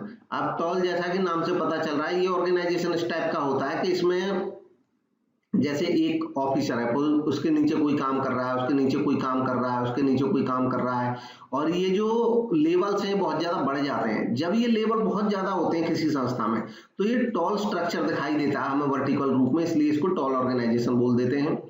ये तब होता है जब किसी संस्था में स्पैन ऑफ कंट्रोल काफी कम होता है। स्पैन ऑफ कंट्रोल का मतलब होता है कि एक ऑफिसर कम लोगों को कंट्रोल कर पाता है। तो क्या होता है कि हम कई उसमें लेवल बनते चले जाते हैं क्योंकि हर एक व्यक्ति बहुत ज्यादा लोगों को कंट्रोल नहीं कर पाता है। दूसरा फ्लैट ऑर्गेनाइजेशन। फ्लैट ऑर्गेनाइजेशन वैसा ऑर्गेनाइजेशन होता है जिसमें organisation the hierarchy has few levels relative to its size. कम लेवल होते हैं उसके साइज के मुताबिक। जैसे ये एक ऑफिशियल है, इसके नीचे ये एक काम करता है, फिर ये एक काम करता है, फिर उसके बाद इसके नीचे एक इधर काम करता है, इसके भी नीचे अगर दो काम करते हैं। अब इनके लेवल बहुत ज्यादा नहीं है, एक ही पर्सन के नीचे कई लोग काम कर सकते हैं एक जगह। तो ये उन संस्थाओं में लागू होता है जहाँ पे स्पैन ऑफ कंट्रोल काफी ज्यादा होता है, विस्तार, यानी कि एक व्यक्ति बहुत सारे लोगों को मैनेज कर सकता है। तो हमारे जो लेवल है वो कम बनेंगे नेचुरली। जब एक व्यक्ति ज्यादा लोगों को कंट्रोल कर लेगा तो लेवल कम बनेंगे, एक व्यक्ति कम लोगों को कंट्रोल करेगा तो लेवल ज्यादा बन जाएंगे। तो ऐसी संस्था में फ्लैट ऑर्गेनाइजेशन बनता है। नेक्स्ट टॉपिक है लर्निंग। अब लर्निंग क्या होता है? Learning is the relatively permanent change in A persons knowledge और बिहेवियर ड्यू टू एक्सपीरियंस। अपने अनुभव से एक व्यक्ति जो सीखता है, लर्न करता है, वो रिलेटिवली परमानेंट चेंज लाता है उसके बिहेवियर में। तो लर्निंग एक ऐसी एक्टिविटी है जिसके माध्यम से किसी पर्सन के बिहेवियर में हम लंबे समय तक रहने वाला चेंज ला सकते हैं, उसके बिहेवियर को इस तरीके से चेंज कर सकते हैं जिसका असर लंबे समय तक रहता है। अब लर्निंग के कई फॉर्म हो सकते हैं। लर्निंग रेगुलर भी हो सकती है, फॉर्मल लर्निंग होती है। फॉर्मल लर्निंग होती है जो स्कूल कॉलेजेस में डिप्लोमा या डिग्री या क्लासेस में हम पढ़ाई करते हैं, वो फॉर्मल लर्निंग है। इनफॉर्मल लर्निंग जो होती है वो जीवन पर्यंत चलती रहती है, हम जहां भी जाते हैं नई परिस्थिति में नया सीखते हैं, वो इनफॉर्मल लर्निंग होती है। लोग अपने मित्रों से सीखता है, फ्रेंड से सीखता है, रिलेटिव से सीखता है, अपने परिवार के जो बुजुर्ग हैं उनसे सीखता है। तो जो इनफॉर्मल लर्निंग है वो जीवन भर चलती रहती है। ऐसे ही एक संस्था में जब व्यक्ति काम करता है तो वो उस संस्था का जो एटमॉस्फेयर होता है उससे भी लर्न करता है बहुत सारी चीजें। लर्निंग से रिलेटेड इसके ऊपर कई दफा क्वेश्चन पूछ लिया जाता है केवल इसी चीज के ऊपर कि रिलेटिव परमानेंट चेंज लाती है प्रोसेस क्या कहलाती है, लर्निंग है। आप इसमें लर्निंग में बहुत ज्यादा नहीं, दो पॉइंट डिस्कस करेंगे जो महत्वपूर्ण है। Classical conditioning. क्लासिकल कंडीशनिंग क्या होती है? Classical conditioning is a form of learning. ये लर्निंग का ही एक फॉर्म है। It refers to a learning procedure in which a biologically potent stimulus, एक बायोलॉजिकली पोटेंट स्टिमुल का मतलब एक ऐसे स्टिमुल का मतलब कहते हैं जो प्रेरित करता हो लोगों को कोई प्रयास करने के लिए, कोई बिहेवियर करने के लिए। तो ऐसा स्टिमुल जो बायोलॉजिकली पोटेंट हो, मतलब जिसमें क्षमता हो वो लोगों को वो आकर्षित कर सके, is paired with previously neutral stimulus. एक पहले से न्यूट्रल स्टिमुल्स के साथ वो पेयर किया जाता है। न्यूट्रल का मतलब होता है जिससे कोई फर्क नहीं पड़ता वो लोगों पे। यहाँ पे इसमें एग्जाम्पल लिया, रशियन साइकोलॉजिस्ट थे इवान पावलोव। इन्होंने डॉग के ऊपर एक एक्सपेरिमेंट किया और उन्होंने इस कंडीशनल क्लासिकल कंडीशनिंग थ्योरी को मशहूर किया, इसको फेमस किया। तो इन्होंने जो प्रयोग किया वो किस तरीके का था? इन्होंने एक फूड लिया, बायोलॉजिकली पोटेंट स्टिमुल लिया फूड, और एक बेल का यूज किया, एक डॉग के ऊपर प्रयोग किया। तो अब अगर मान लो सिंपली बेल बजे पहले और डॉग पे उसका कोई असर पड़ेगा भी, कोई नहीं भी पड़ेगा, कोई रिलेशन नहीं है इससे। लेकिन फूड जब डॉग के सामने रखा जाएगा तो फूड को देख करके ये नेचुरल है कि उसके मुंह में लार आएगी, तो उसको लगेगा कि भी खाना आ गया है, फूड आ गया है। उसके बाद इन्होंने प्रयोग किया पावलोव ने कि फूड के साथ बेल बजाई, फूड दिखाया उसको डॉग को और उसी समय बेल भी बजाई। ऐसा 2-3 दफे किया तो क्या हुआ, डॉग को ये पता चल गया, मतलब धीरे धीरे वो लर्न, उसको ये चीज हो गई कि बेल और फूड दोनों साथ साथ होते हैं। तो बाद में उन्होंने फूड को हटा दिया, केवल बेल बजाई, तो डॉग को आभास हो गया कि खाना भी आएगा क्योंकि बेल बजी है। तो जो बेल बजना था, अगर फूड से उसका हम कोई रिलेशन नहीं रख सकते, पहले उसके साथ उसको यूज नहीं करते, तब उसको डॉग को उससे कोई सीखना नहीं होता कि भाई मैं खाना खा सकता हूँ। लेकिन अब धीरे धीरे उसको पता चल गया, तो जो डॉग था उसको क्या हुआ कि केवल जब बेल बजी उससे भी सेलिब्रेट होने लग गया, उसको लार आने लग गई कि अब खाना आएगा। तो ये एक सिखाने का तरीका होता है। अब इसके माध्यम से बच्चों को या इवन जानवरों को भी सिखाया जाता है, और इसी का कारण होता है कि बेल का यूज करके या कोई स्पेसिफिक टाइप का निशान का यूज करके, किसी स्पेसिफिक टाइप के साइन का यूज करके लोगों को सिखा दिया जाता है। और आज का लास्ट टॉपिक है अभी इंस्ट्रूमेंटल और ऑपरेंट लर्निंग। इसको इंस्ट्रूमेंटल या ऑपरेंट कंडीशनिंग के नाम से जाना जाता है। It is another form of learning, learning का दूसरा फॉर्म है ये। It is a method of learning that employees reward and punishment for behaviour. अब ये जो मेथड है, इस मेथड में क्या है, रिवार्ड और पनिशमेंट होता है बिहेवियर के लिए, यानी कि एक स्पेसिफिक टाइप का बिहेवियर आप करेंगे तो आपको रिवार्ड मिलेगा या बदले में पनिशमेंट मिलेगा, और उसके आधार पे जो जिसके साथ हम ये प्रयोग करते हैं उसको लर्न करा रहे हैं इस बात को कि आप ऐसा बिहेवियर करोगे तो आपको रिवार्ड मिल जाएगा। जिस बिहेवियर पे रिवार्ड मिलता है उस बिहेवियर को बार बार करते हैं, और जिस बिहेवियर पे पनिशमेंट मिलती है उस बिहेवियर में हम देखते हैं कि उस बिहेवियर को लोग छोड़ते हैं, बदल देते हैं। इवन जानवर ही हैं तो वो भी उस पर्टिकुलर एक एक्टिविटी को छोड़ देंगे जिसके कारण उनको पनिशमेंट मिलता है। तो धीरे धीरे लर्निंग का ये भी एक तरीका है, इसको ऑपरेंट लर्निंग कहा जाता है। Through operant learning an association is made between a behaviour and a consequence. Operant learning के माध्यम से बिहेवियर और कॉन्सिक्वेंस, यानी कि जो उसका परिणाम होगा, चाहे नेगेटिव हो या पॉजिटिव हो, उन दोनों में एक रिलेशन तय किया जाता है। There are two important psychologist, दो महत्वपूर्ण साइकोलॉजिस्ट हैं इस थ्योरी के साथ जुड़े हुए। उनमें पहले हैं एडवर्ड एल थॉर्नडाइक और दूसरे हैं B.F. स्किनर। थॉर्नडाइक ने यूज किया बिल्लियों का अपनी रिसर्च के लिए इस संदर्भ में, ट्रायल और एरर मेथड के माध्यम से, और स्किनर ने यूज किया रेट का और ग्लास बॉक्स का अपनी रिसर्च को इस दिशा में पूरा करने के लिए। हम ऑर्गेनाइजेशनल बिहेवियर पढ़ रहे हैं।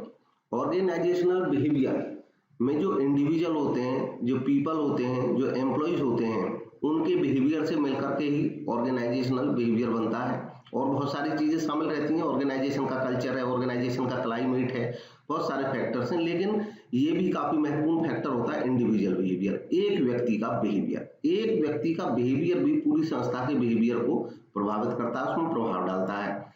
हमें इंडिविजुअल बिहेवियर को भी समझने की जरूरत होती है अगर हमें ऑर्गेनाइजेशन के बिहेवियर को समझना है। इंडिविजुअल बिहेवियर क्या है? इंडिविजुअल बिहेवियर होता है कि एक व्यक्ति जिस प्रकार से रिएक्ट करता है अलग अलग सिचुएशंस में, उसको हम उस व्यक्ति का इंडिविजुअल बिहेवियर मानते हैं। जैसे कोई पर्सन एक्सप्रेस कर सकता है एंगर, अपनी इमोशंस के माध्यम से एंगर जाहिर कर सकता है, कभी हैप्पीनेस जाहिर करता है, लव जाहिर करता है, तो ये क्या है? ये इंडिविजुअल बिहेवियर है। इसमें इंडिविजुअल बिहेवियर को प्रभावित करने वाले जो फैक्टर्स, कौन कौन सी चीजें हैं जो एक व्यक्ति के बिहेवियर को प्रभावित करती हैं। हम देखेंगे कि एक ही सिचुएशन में अगर 10 आदमी है तो हो सकता है वो 10 के 10 आदमी हो सकता है एक जैसा बिहेव कर रहे हो, लेकिन ज्यादातर देखने में आता है कि उनका इंडिविजुअल बिहेवियर अलग अलग होता है। एक ही घटनाक्रम है, एक ही समय है, एक ही जगह काम करने वाले एम्प्लॉई हैं, एक ही ग्रुप में है, एक ही डिपार्टमेंट में है, लेकिन उनका जो बिहेवियर है वो कुछ अलग अलग आ सकता है। कोई बहुत ज्यादा खुश नजर आ सकता है, कोई बहुत ज्यादा सेटिस्फाइड नजर आ सकता है, किसी को उस चीज पे हो सकता है गुस्सा आ रहा होगा सेम चीज पे। तो ऐसा क्यों होता है? उसके पीछे बहुत सारे फैक्टर्स हैं जो उसको प्रभावित करते हैं, और उनमें कौन कौन से हैं जो मेजर फैक्टर हैं? वो हैं परसेप्शन। परसेप्शन क्या होता है? कि परसेप्शन होता है कि एक व्यक्ति जो फील करता है, सी करता है और हियर करता है, एक व्यक्ति जो महसूस करता है, देखता है या सुनता है, उसके बाद उसका परसेप्शन तैयार होता है उस चीज के बारे में जब वो उनको इंटरप्रेट करता है।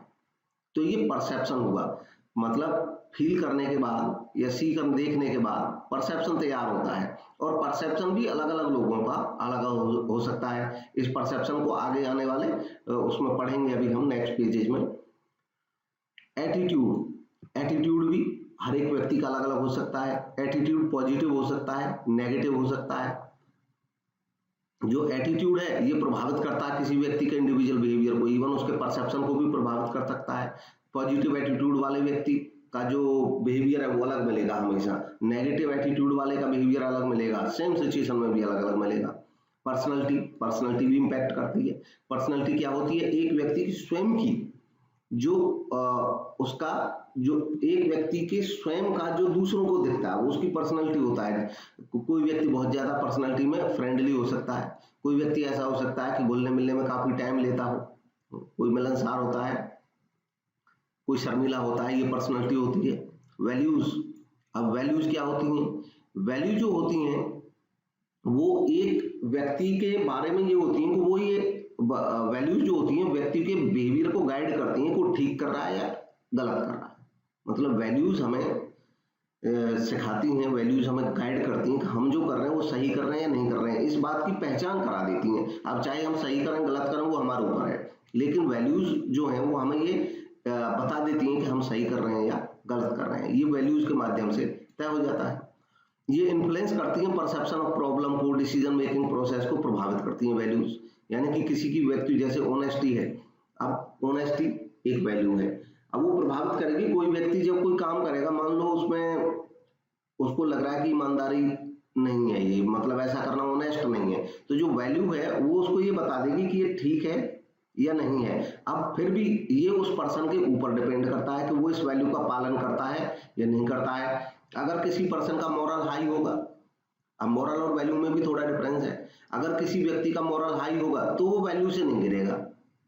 भाई ऑनेस्टी सबको पता ही वैल्यू है, हमारे समाज से हमने सीखी है, वैल्यू सीखी जाती हैं। हमारे समाज ने हमको सिखाया कि ईमानदारी अच्छा है, लेकिन फिर भी हम देखते हैं कुछ लोग ईमानदारी करेंगे चाहे कुछ हो जाए, मतलब उनके जो मोरल है वो हाई है। मोरल होता है कि जो वैल्यू है उसका हम पालन कर रहे हैं, तो उसका मोरल हाई है, वो उस वैल्यू को नहीं छोड़ेगा। लेकिन जिसका मोरल हाई नहीं है, मोरल डाउन है, वो वैल्यू को छोड़ देगा, वो ईमानदारी को छोड़ देगा।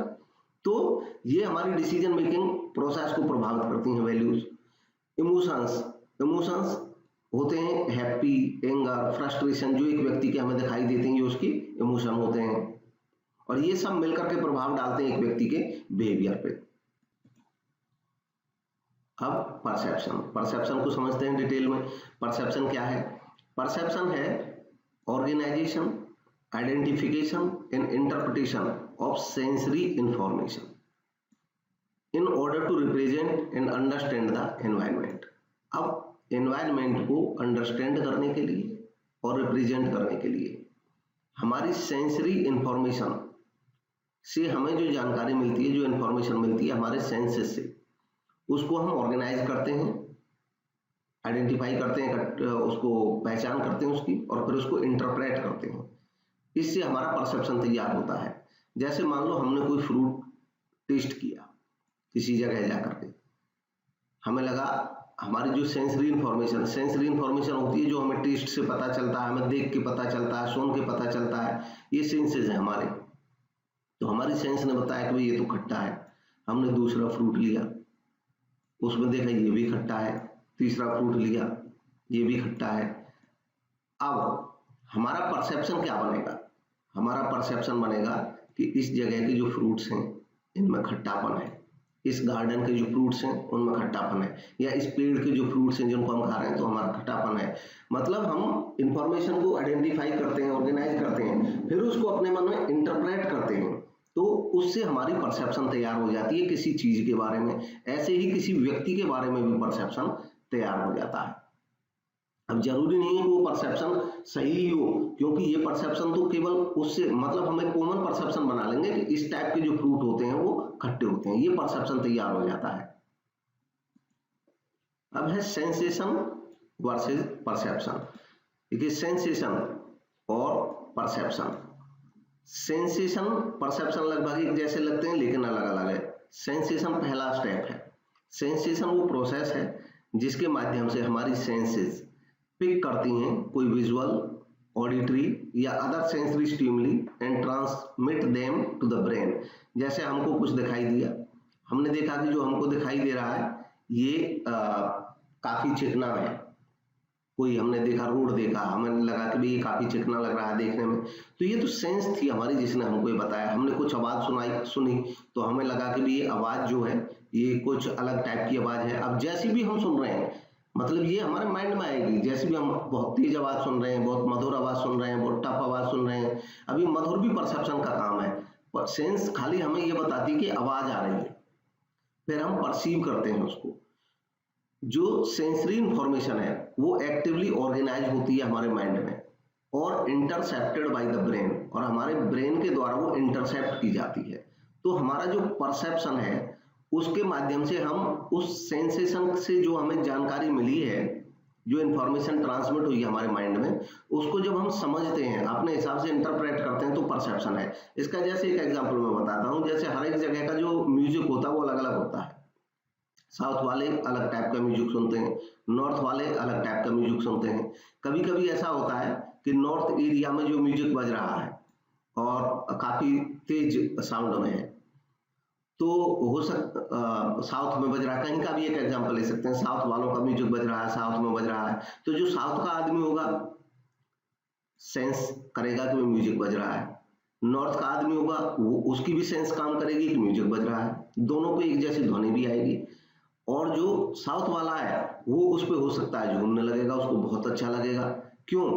क्योंकि उसकी परसेप्शन जो है, अब परसेप्शन कैसे बनती है? जो सेंसेशन है उसके बाद परसेप्शन हमारे इंटरप्रिटेशन से, हमने जो सीखा हुआ अपनी सोसाइटी से, उन सब से मिलकर के हमारे पिछले जो एक्सपीरियंसेस हैं, तजुर्बे हैं, अभ्यास है, उन सब से हमारा परसेप्शन तैयार होता है।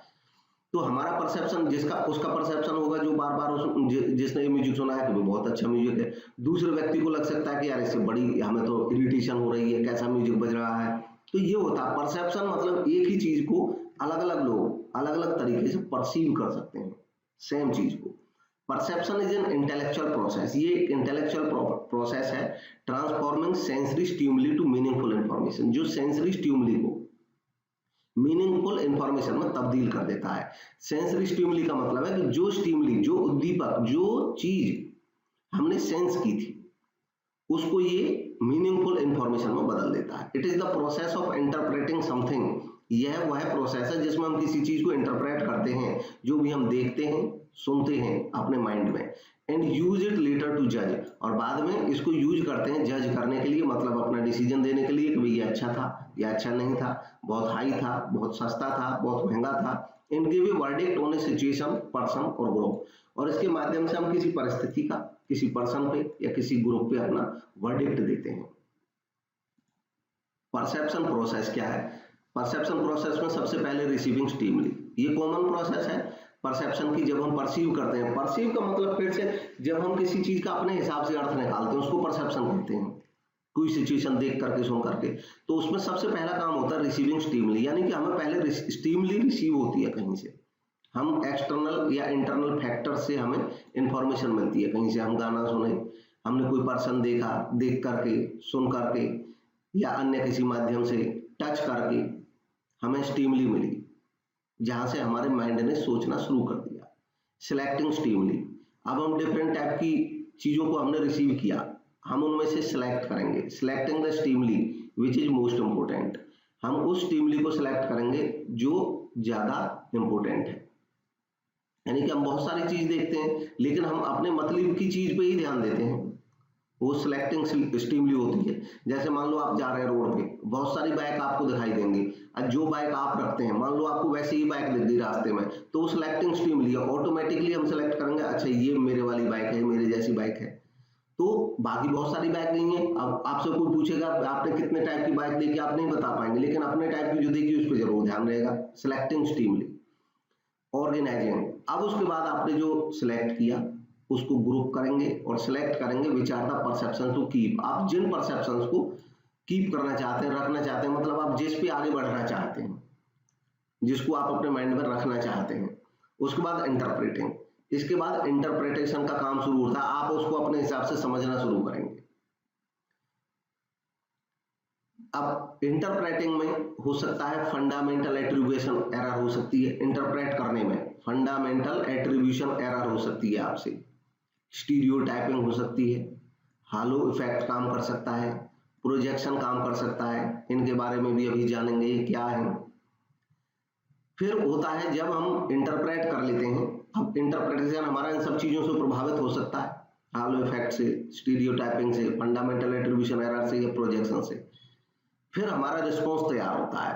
Perception is then turned into attitude, और जो रिस्पॉन्स है वो क्या होता है, हमारे एटीट्यूड के माध्यम से झलकेगा। हमारा एटीट्यूड कैसा बन रहा है, नेगेटिव बन रहा है, पॉजिटिव बन रहा है, मोटिवेशन, हम मोटिवेट हो रहे हैं या डिमोटिवेट हो रहे हैं, फीलिंग्स हमारी कैसी आ रही हैं, बिलीफ हमारा क्या बन रहा है, which will change the behaviour of the individual, और अल्टीमेटली ये एक व्यक्ति के बिहेवियर में परिवर्तन ला देगा। ये पूरी परसेप्शन प्रोसेस है। जब से हमने किसी चीज को देखा पहली बार, या पहली बार किसी चीज को सुना, तो उसके बाद हम उसमें से सिलेक्ट करते हैं उन चीजों को जो हमें ठीक लगी, हमने उनको ऑर्गेनाइज करना शुरू किया, ग्रुप किया, उसके बाद अपने हिसाब से इंटरप्रेट किया, और उसके बाद अब हमारा रिस्पॉन्स तैयार हुआ। और जब रिस्पॉन्स जो हमारा होता है वो हमारे बिहेवियर के तौर पे झलकता है लोगों को। अभी कुछ टर्म आई, इनको डिस्कस करते हैं। Fundamental attribution error. देखिए फंडामेंटल एट्रीब्यूशन एरर क्या है, ये एक कॉग्निटिव बायस है, यानी कि हम सोच समझ करके बायस करते हैं। That causes people to underestimate the influence of environment based situational factors। और इसकी वजह से होता क्या है, इस ज्ञानात्मक बायस की वजह से, मतलब हम सोच करके बायस कर देते हैं, जो हमारे ज्ञान की वजह से बायस हो जाता है, जो लोगों को इस तरीके से अंडर एस्टिमेट करा देता है, जिसमें हम एनवायरमेंट बेस्ड जो सिचुएशनल फैक्टर है उनका जो इन्फ्लुएंस है उसको अंडर एस्टिमेट कर देते हैं, और एक व्यक्ति का जो बिहेवियर होता है उस पर फोकस कर लेते हैं। And to overestimate the influence of personality based dispositional factors. जैसे होता क्या है कि एक व्यक्ति मान लो वो काफी, उसके साथ किसी ने काफी धोखाधड़ी कर ली, उसका काफी नुकसान हो गया। अब अचानक हमारी उससे मुलाकात हो जाती है, हमने उससे कोई बातचीत की, तो उसने हमें जवाब जो दिया वो थोड़ा सा रूड दिया, क्योंकि वो अपनी सिचुएशन में परेशान था, उसके साथ धोखाधड़ी हो गई थी। तो अब फंडामेंटल एट्रीब्यूशन क्या होगी, ये फंडामेंटल एट्रीब्यूशन एरर ये है कि भाई कोई भी जब उसको देखेगा, क्योंकि उसको रूड बिहेवियर कर रहा है, तो हमको तो उसका रूड बिहेवियर देखा, तो हम कहेंगे कि आदमी बड़ा रूड है। मतलब हमारे माइंड में उसको हम परसीव करेंगे, हमारे माइंड में एक परसेप्शन बन जाएगी उसके लिए, ये फंडामेंटल एरर है कि ये आदमी रूड है। जबकि हो सकता है वो आदमी उस परिस्थिति की वजह से ऐसा बिहेवियर कर रहा हो, और हो सकता है हम अलग समय पे उससे मिलते तो वो बढ़िया बिहेवियर करता। तो ये होती है फंडामेंटल एट्रीब्यूशन एरर, जिसमें हम सिचुएशनल फैक्टर्स को ध्यान ना दे करके पूरी तरह से हम केवल उस व्यक्ति का जो बिहेवियर है, उस व्यक्ति है, उसको महत्व दे दिया कि उसने क्या किया, और उस तरीके से हमने अपना परसेप्शन तैयार कर लिया। नेक्स्ट है स्टीरियोटाइप। अब स्टीरियोटाइप क्या होता है, ये भी परसेप्शन बनाने में मदद करता है। स्टीरियोटाइप एक मिस्टेकन आइडिया और बिलीफ होता है।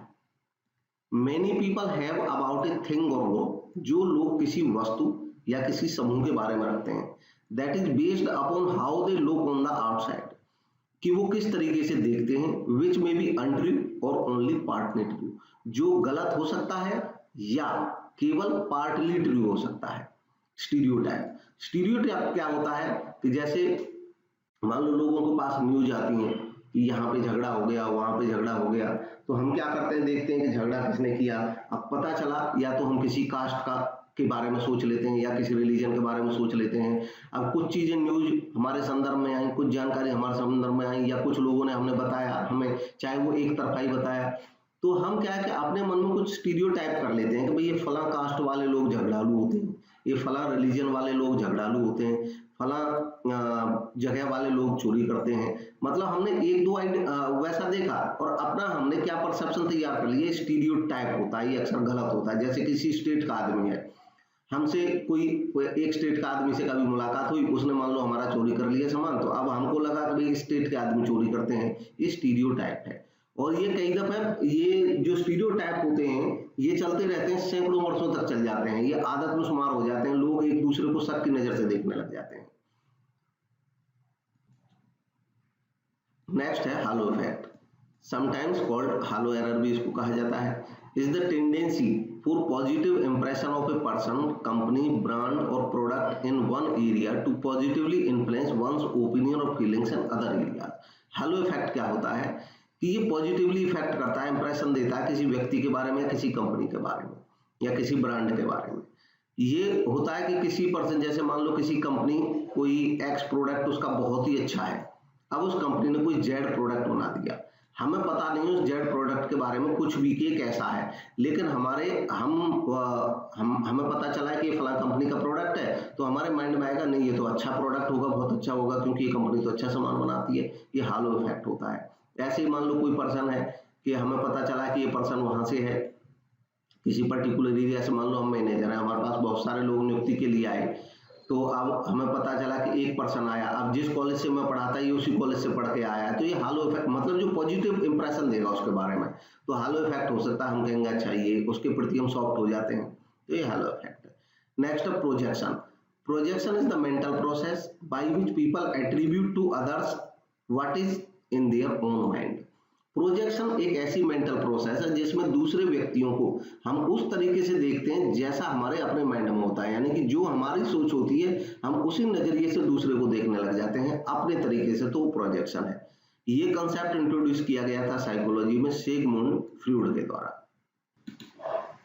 अब है पर्सनैलिटी। एक व्यक्ति की पर्सनैलिटी भी उसके बिहेवियर को प्रभावित करती है। जो वर्ड पर्सनैलिटी है ये लिया गया है ग्रीक वर्ड पर्सोना से, और इसका मतलब होता है to speak through. Personality combination है कैरेक्टरिस्टिक्स का और क्वालिटीज का, जो एक व्यक्ति की पहचान बन जाती है, उससे उसकी पर्सनैलिटी तैयार होती है। Personality traits. पर्सनैलिटी ट्रेट्स ऐसी एंड्योरिंग फीचर से लंबे समय तक चलने वाली किसी व्यक्ति की विशेषताएं हैं that define an individual's behaviour, जो किसी व्यक्ति के बिहेवियर को डिफाइन करती है। पर्सनैलिटी ट्रेट एक यूनिक फीचर होता है। पर्सनैलिटी ट्रेट एक यूनिक फीचर होता है किसी व्यक्ति का। जैसे हर एक व्यक्ति की अलग अलग फीचर होती हैं। कोई व्यक्ति काफी खुशमिजाज है, कोई व्यक्ति काफी ओपन होता है, कोई व्यक्ति काफी शर्मीला होता है। Psychologist resolve that there are 5 major personality traits. Psychologist जो है वो 5 मेजर पर्सनैलिटी ट्रेट्स के बारे में बताते हैं, और every individual can be categorise into at least one of them. हर एक व्यक्ति को उनमें से कम एक ट्रेट में तो रखा ही जा सकता है, कम से कम एक, ज्यादा भी ट्रेट हो सकते हैं किसी में। तो उन 5 ट्रेट्स के बारे में जानते हैं, 5 पर्सनैलिटी ट्रेट्स। ये 5 पर्सनैलिटी ट्रेट्स हैं। ओपननेस, एक पर्सन का ओपननेस होना, एक person degree of intellectual curiosity, creativity, तो और प्रेफरेंस ऑफ नोवेलिटी, वैरायटी, ये ओपननेस को बताती है कि व्यक्ति मतलब कितना विचारों में खुला है। Conscientiousness, a tendency to show self discipline, एक व्यक्ति काफी सेल्फ डिसिप्लिन है या नहीं है, एक्ट ड्यूटीफुली काम करता है, एम फॉर अचीवमेंट, ये एक व्यक्ति के कंसेंशियसनेस को दिखाती है। एक्सट्रावर्सन, ये describe energy, positive emotions, assertiveness, sociability, talkativeness, and tendency to seek stimulation in the company of others, ये एक्सट्रावर्सन को दिखाता है। Agreeableness, tendency to be compassionate and cooperative towards other, दूसरों के प्रति कोऑपरेटिव होना, कंपैशनेट होना, एग्रीएबलनेस। और न्यूरोटिसिज्म, ये डिस्क्राइब करता है वल्नरेबिलिटी टू अनप्लीजेंट इमोशंस, जैसे एंगर, एंग्जाइटी, डिप्रेशन। ये 5 पर्सनैलिटी ट्रेट्स एक व्यक्ति की पर्सनैलिटी में, इनमें से कम एक जरूर होता है। कोई व्यक्ति हमें इनमें से देखेगा, या तो ओपन होगा या तो नहीं होगा, या तो कंसाइज होगा या नहीं होगा, या तो एक्सट्रावर्जन होगा या नहीं होगा, या तो एग्रीएबल होगा या नहीं होगा, या तो न्यूरोटिसिज्म होगी उसमें या नहीं होगी। Personality traits basically influenced by 2 major features. अब पर्सनैलिटी ट्रेट जो एक व्यक्ति के होते हैं उसकी पर्सनैलिटी में, वो दो तरीके से इन्फ्लुएंस्ड हो सकते हैं, इनहेरिटेड या लर्नेड। इनहेरिटेड होते हैं कि जो हम इनहेरिट कर लेते हैं, हमको हमारे पूर्वजों से प्राप्त हो जाते हैं, हमारे पूर्वजों से, पेरेंट्स से, फोरफादर से। जैसे एक व्यक्ति के colour of a person I, religion और रेस ऑफ ए पर्सन, ये सब चीजें क्या है कि हमारे जो पूर्वज हैं उनसे हम में आ जाती हैं, हमको इनके लिए कुछ कहीं से सीखना नहीं पड़ा, एज इट इज जो हमारे पूर्वज जो थे जैसे उस हिसाब का हम पे भी इम्पैक्ट दिखेगा। लर्निड कैरेक्टरिस्टिक्स ये सीखी जाती हैं, जिस सोसाइटी में और कल्चर में हम रहते हैं इनको हम वहां से सीख लेते हैं और लर्न करके ये हमारी ट्रेड्स बन जाती हैं। Characteristics in individual acquires by observing, practising, learning from others. जैसे किसी व्यक्ति ने देखा कि उसके आस पड़ोस में सभी लोग मान लो किस तरीके का व्यवहार करते हैं तो वैसा वो भी सीख जाता है, उसकी फीचर्स भी वैसी हो जाती हैं। अब डिस्कस करेंगे 5 major personality attributes that influences OB. देखिए ये जो टॉपिक है ये पूरा का पूरा टॉपिक साइकोलॉजी से है और मैनेजमेंट, जैसे मैं भी मैनेजमेंट का स्टूडेंट रहा हूँ तो मैनेजमेंट के स्टूडेंट के लिए थोड़ा मुश्किल होगा ही, और हम पूरी साइकोलॉजी ना तो पढ़ सकते हैं ना पढ़ा सकते हैं। हमको फोकस करना है केवल उन टॉपिक्स पे जो हमारे एग्जाम से रिलेटेड है, कुछ समझने की कोशिश करना है और कुछ याद करने की कोशिश करना है। 5 major personality attributes that influences OB. 5 ऐसे मेजर पर्सनालिटी एट्रीब्यूट जो एक संस्था के बिहेवियर में परिवर्तन लाते हैं, यानी कि इन्फ्लुएंस करते हैं, संस्था के ऑर्गेनाइजेशनल बिहेवियर को प्रभावित करते हैं। पहला, locus of control. Locus of control का मतलब है extent to which a person feels able to control his or her own life. अपने व्यक्ति के, एक व्यक्ति अपनी लाइफ पे कितना कंट्रोल कर पाता है, ये लोकस ऑफ कंट्रोल कहलाता है। इसके आधार पर 2 तरीके के लोग हो सकते हैं, इंटरनल और एक्सटर्नल। जो इंटरनल होते हैं वो मास्टर होते हैं ऑफ देयर ओन फेट्स। जो इंटरनल्स होते हैं वो ये सोचते हैं कि भाई मैं अपने जो भाग्य का स्वयं निर्धारण करने वाला हूं, मतलब वो अपने आप पे कंट्रोल को महत्व देते हैं। एक्सटर्नल जो होते हैं वो affirm that their lives are controlled by outside forces. External जो होते हैं वो उनको ये लगता है कि उनकी लाइफ जो है वो बाहरी चीजों के द्वारा कंट्रोल्ड है और वो कुछ नहीं कर सकते हैं, फेट के ऊपर सब है, मतलब वो बहुत ज्यादा परिवर्तन नहीं ला सकते हैं। नेक्स्ट है मैचिएवेलियनिज्म। मैचिएवेलियनिज्म एक टर्म है जो निकोलो मैचिएवेली के नाम से है। इसका मतलब होता है प्रैक्टिकल होना, इमोशनली डिस्टेंट होना और बिलीव करना कि जो एंड्स हैं, हमारे लक्ष्य हैं, वो जस्टिफाई करते हैं मीन्स को। मैचिएवेलियंस जो होते हैं जो लोग, वो हमेशा विन करना चाहते हैं, जीतना चाहते हैं, और वो ग्रेट परसुएडर्स होते हैं, मतलब मोटिवेटर्स होते हैं। इसके अलावा ये और कुछ एट्रीब्यूट्स हैं जो प्रभावित करते हैं ऑर्गेनाइजेशनल बिहेवियर को, जैसे सेल्फ एस्टीम। तो सेल्फ एस्टीम का मतलब होता है जैसे आत्मसम्मान। Self esteem is the extent up to which people either like or dislike themselves. एक व्यक्ति अपने आप को कितना सम्मान देता है, अपने आप को लाइक करता है, डिसलाइक करता है, ये सेल्फ एस्टीम है। तो self esteem is directly related to the expectations of success and on the job satisfaction. एक व्यक्ति को सेटिस्फैक्शन है अपनी जॉब पे, या उसको लगता है कि वो सक्सेस है, तो उसके लिए अपने लिए उसके मन में कुछ आत्मसम्मान होगा, सेल्फ एस्टीम होगी, तो वो ऑर्गेनाइजेशनल बिहेवियर को भी चेंज होगा। जिस संस्था के एम्प्लॉइज में सेल्फ एस्टीम हाई होगा उस संस्था का ऑर्गेनाइजेशनल बिहेवियर अलग दिखेगा। लेकिन जहां पे सेल्फ एस्टीम डाउन होगा, लोग सेटिस्फाइड नहीं होंगे, डिससेटिस्फाइड होंगे, तो उनका अपना जो सेल्फ एस्टीम होता है वो भी, अपने प्रति जो सम्मान है वो भी कम होने लगता है व्यक्ति का कि अरे मैंने क्या किया। तो नेक्स्ट है इसी तरीके से सेल्फ मॉनिटरिंग। सेल्फ मॉनिटरिंग मतलब अपने आप को निरीक्षण करना, मॉनिटर करना।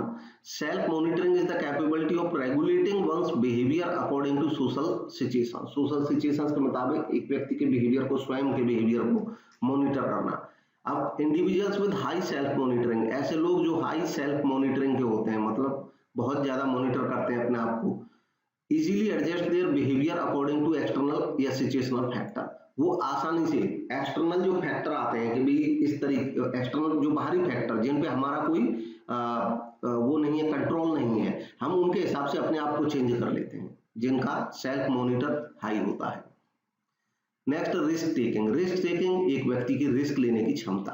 तो ये जो रिस्क टेकिंग पावर है ये भी मैनेजर्स के या एम्प्लॉइज के बिहेवियर में दिखती है, वो भी ऑर्गेनाइजेशनल बिहेवियर को प्रभावित करती है। Generally managers are reluctant on taking risk. साधारणतः जो मैनेजर्स होते हैं कॉमनली वो रिस्क लेने से मतलब दूर रहते हैं। नेक्स्ट है एटीट्यूड। अब एटीट्यूड भी बिहेवियर को प्रभावित करता है एक व्यक्ति के को।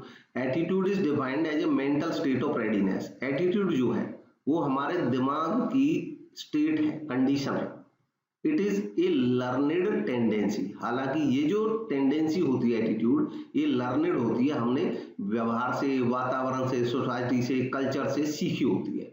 To respond in a consistently favourable और unfavourable manner with respect to a given object. यानी कि कोई सिचुएशन आती है तो उसको हम फेवरेबली या अनफेवरेबल किस मैनर में हम उसको रिस्पॉन्ड करते हैं, ये एटीट्यूड होता है। लोगों का जो एटीट्यूड है वो पॉजिटिव हो सकता है, वो पॉजिटिवली रिस्पॉन्ड करते हैं ज्यादातर चीजों को। नेगेटिव एटीट्यूड हो सकता है, वो नेगेटिवली रिस्पॉन्ड करते हैं। न्यूट्रल एटीट्यूड हो सकता है, वो न्यूट्रल रहते हैं। तो पॉजिटिव एटीट्यूड होता है जिन लोगों का, attitude which takes to keep the work moving and progressing. जिनका पॉजिटिव एटीट्यूड होता है वो मतलब मूव करते रहते हैं, प्रोग्रेस के बारे में, काम प्रोग्रेस करता रहे ये सोचते हैं। उनके सामने कोई सिचुएशन आती है तो वो उसमें भी देखते हैं फिर से ग्रो करेंगे, प्रोग्रेस करेंगे, या प्रोग्रेस के बारे में ही सोचेंगे, पॉजिटिव सोचेंगे। नेगेटिव एटीट्यूड जिनका होता है वो इग्नोर करते हैं गुड थिंग्स को अपने लाइफ में and only think about failures. जिनका नेगेटिव एटीट्यूड होगा वो जो अच्छी चीजें उनको भूल जाते हैं। जैसे जो एम्प्लॉय किसी संस्था में काम कर रहे हैं, तो जो पॉजिटिव एटीट्यूड वाले हैं वो क्या करते हैं, वो अपनी संस्था की जो अच्छी चीजें हैं उन पर ध्यान देते हैं। और जो नेगेटिव एटीट्यूड वाले हैं वो संस्था में जो अच्छा है कि भी उनको परमानेंट एम्प्लॉयमेंट मिल गया है, उनको सैलरी मिल रही है। बहुत सारे लोग ऐसे हैं जिनको सैलरी ही नहीं मिल रही है, बहुत सारे लोग ऐसे हैं जिनके पास काम ही नहीं है, हमारे पास काम है। मतलब पॉजिटिव वाला ये सोचेगा हमारे पास काम है, नेगेटिव वाला सोचेगा वो इन सब चीजों को छोड़ देगा कि हमारे पास काम है, हमें काम मिल रहा है, हमें संस्था में फैसिलिटी मिल रही है, वो इन चीजों को छोड़ देगा। वो नेगेटिव एटीट्यूड जो है वो केवल जो खराब चीजें हैं उनके बारे में सोचेगा, फेलियर्स के बारे में कि मेरे को ये नहीं मिला। जैसे कोई व्यक्ति किसी संस्था में कुछ भी उसकी जॉब हो गई, अकाउंटेंट लग गया, क्लर्क लग गया, तो बहुत सारे लोगों को मैंने देखा है कि वो ये नहीं सोचते कि तुम क्लर्क लग गए। बहुत सारे ऐसे लोग हैं जो क्लर्क भी नहीं लगे हैं, तुम्हारे जैसी एजुकेशन जिनकी है, तुम्हारे बराबर क्वालिफिकेशन है, वो सोचेगा अगर मैं क्लर्क हूँ, मैं IAS बन सकता था, मैं BA बन सकता था, मैं हायर पोजीशन पर रह सकता था। वो हमेशा नेगेटिव चीजों के बारे में सोचेगा और ये संस्था के बिहेवियर को भी प्रभावित करता है, इंडिविजुअल बिहेवियर को भी प्रभावित करता है। न्यूट्रल एटीट्यूड जो होता है, न्यूट्रल एटीट्यूड एक कॉमन एटीट्यूड होता है। नो डाउट नो होप, ना तो उनको कोई शक रहता है ना ही उनको कोई उम्मीद रहती है, वो नॉर्मल लाइफ जीते हैं। People generally tend to ignore the problems in life. कोई प्रॉब्लम आती है उनको वो इग्नोर कर देते हैं। Cognitive dissonance. अब कॉग्निटिव डिसोनेंस जो है, it is a state of tension that is produced when an individual experiences two or more। ये एक अलग टर्म है, ये तीनों कॉग्निटिव डिसोनेंस, वैल्यूज और स्ट्रेस। कॉग्निटिव डिसोनेंस जो है मतलब एक असहमति की सिचुएशन होती है, state of tension that is produced when an individual experiences two or more contradictory belief, ideas और values। जब उसके सामने दो contradictory वैल्यू आ जाती हैं, आइडिया आ जाते हैं, बिलीफ आ जाते हैं। कॉन्ट्राडिक्टरी मतलब वो एक दूसरे के कॉन्ट्राडिक्शन में होते हैं और अब वो ये नहीं समझ पाता है कि इन दोनों में से किसको चूज किया जाए, वो कॉग्निटिव डिसोनेंस है। नेक्स्ट है values. Values are basic and fundamental belief that guide us what is wrong and what is right. Value जो है वो बेसिक या फंडामेंटल बिलीफ है जो हमको गाइड करते हैं कि क्या सही है और क्या गलत है। अब values are different for each person. Value अलग अलग लोगों के लिए अलग अलग हो सकती हैं। While one person might value honestly, एक व्यक्ति के लिए वैल्यू ऑनेस्टी हो सकती है। अनदर माइट वैल्यू वेल्थ, दूसरे के लिए जो वेल्थ है वो वैल्यू हो सकती है। अलग अलग लोगों के लिए वैल्यू अलग अलग चीज हो सकती है। नेक्स्ट है stress. Stress refers to our internal response to external event. जो बाहरी इवेंट्स होती हैं, मतलब जिन पे बाहरी का मतलब है जिन पे हमारा कंट्रोल नहीं होता है, ऐसी चीजें को हम इंटरनली किस तरीके से रिस्पॉन्स देते हैं, ये स्ट्रेस है। A person comes under stress when he feels that he is ill equipped to carry out the task assigned to him. एक व्यक्ति उस समय स्ट्रेस में आ जाता है जब उसको लगता है कि जो काम उसको असाइन किया गया है वो उसको करने के लिए इल इक्विप्ड है, मतलब उसके पास उस काम को करने के लिए साधन ही नहीं, तो वो कैसे करेगा? वो स्ट्रेस में आ जाता है जब किसी व्यक्ति को इस तरह की सिचुएशन आती है या जब कोई व्यक्ति इस तरीके से सोचने लग जाता है। तो ये टॉपिक था। लास्ट में एक बहुत ही अच्छा सेंटेंस हेंस सेलिए का मिला मुझे, और इसको मैं इस तरीके से इंटरप्रेट करता हूं अपने हिसाब से, stress is the spice of life. Stress, बहुत सारे लोग स्ट्रेस में रहते हैं, हम लोग जो तैयारी कर रहे होते हैं एग्जाम्स की वो भी स्ट्रेस में रहते हैं, जो तैयारी करने के बाद जॉब में लग जाते हैं वो भी स्ट्रेस में रहते हैं, जब बच्चे पढ़ रहे होते हैं तब भी स्ट्रेस में रहते हैं, सबका स्ट्रेस अलग अलग टाइप का है। तो इन्होंने कहा है कि stress is the spice of life. Stress हमारे लाइफ का एक स्पाइस है। अगर ये नहीं रहेगा तो हमारी जिंदगी स्वादहीन हो जाएगी, बिना स्पाइस के जैसा हो जाएगा सब कुछ। अगर मान लो कोई स्ट्रेस ही नहीं लेगा बिल्कुल भी, कि पढ़ रहा है तो पढ़ने का स्ट्रेस नहीं लेगा, नौकरी नहीं लगी है तो नौकरी का स्ट्रेस नहीं लेगा, बिजनेस नहीं चल रहा है तो उसका स्ट्रेस नहीं लेगा, नौकरी लग गई है तो काम का स्ट्रेस नहीं लेगा, तो उसकी लाइफ बेकार है। तो कुछ स्ट्रेस तो होना जरूरी है। पढ़ रहा है तो पढ़ने का स्ट्रेस होना चाहिए हल्का, ये मेरा पर्सनल ओपिनियन है। अगर हम कोई तैयारी कर रहे हैं किसी एग्जाम की तो हल्का सा स्ट्रेस होना जरूरी है कि हमको एग्जाम पास करना है। अगर हम नौकरी कर रहे हैं, एग्जाम लग गए हैं, तो भी हमें हल्का सा स्ट्रेस होना जरूरी है कि हम नौकरी कर रहे हैं, हमको ये काम करना है, हमको जो असाइनमेंट मिले हैं ये कंप्लीट करने हैं। तो स्ट्रेस हल्का हमेशा होना चाहिए, लेकिन जैसे जब स्पाइस जरूरत से ज्यादा डाल देंगे तो वो फिर खतरनाक हो जाएगा। ठीक वैसे ही अगर स्ट्रेस हमारी लाइफ में जरूरत से ज्यादा हो जाएगा तो फिर वो खतरनाक होता है। इसलिए कंट्रोल जो स्ट्रेस है वो रहना ठीक है, लेकिन कंट्रोल से बाहर जरूरत से ज्यादा स्ट्रेस होना वो फिर खतरनाक है।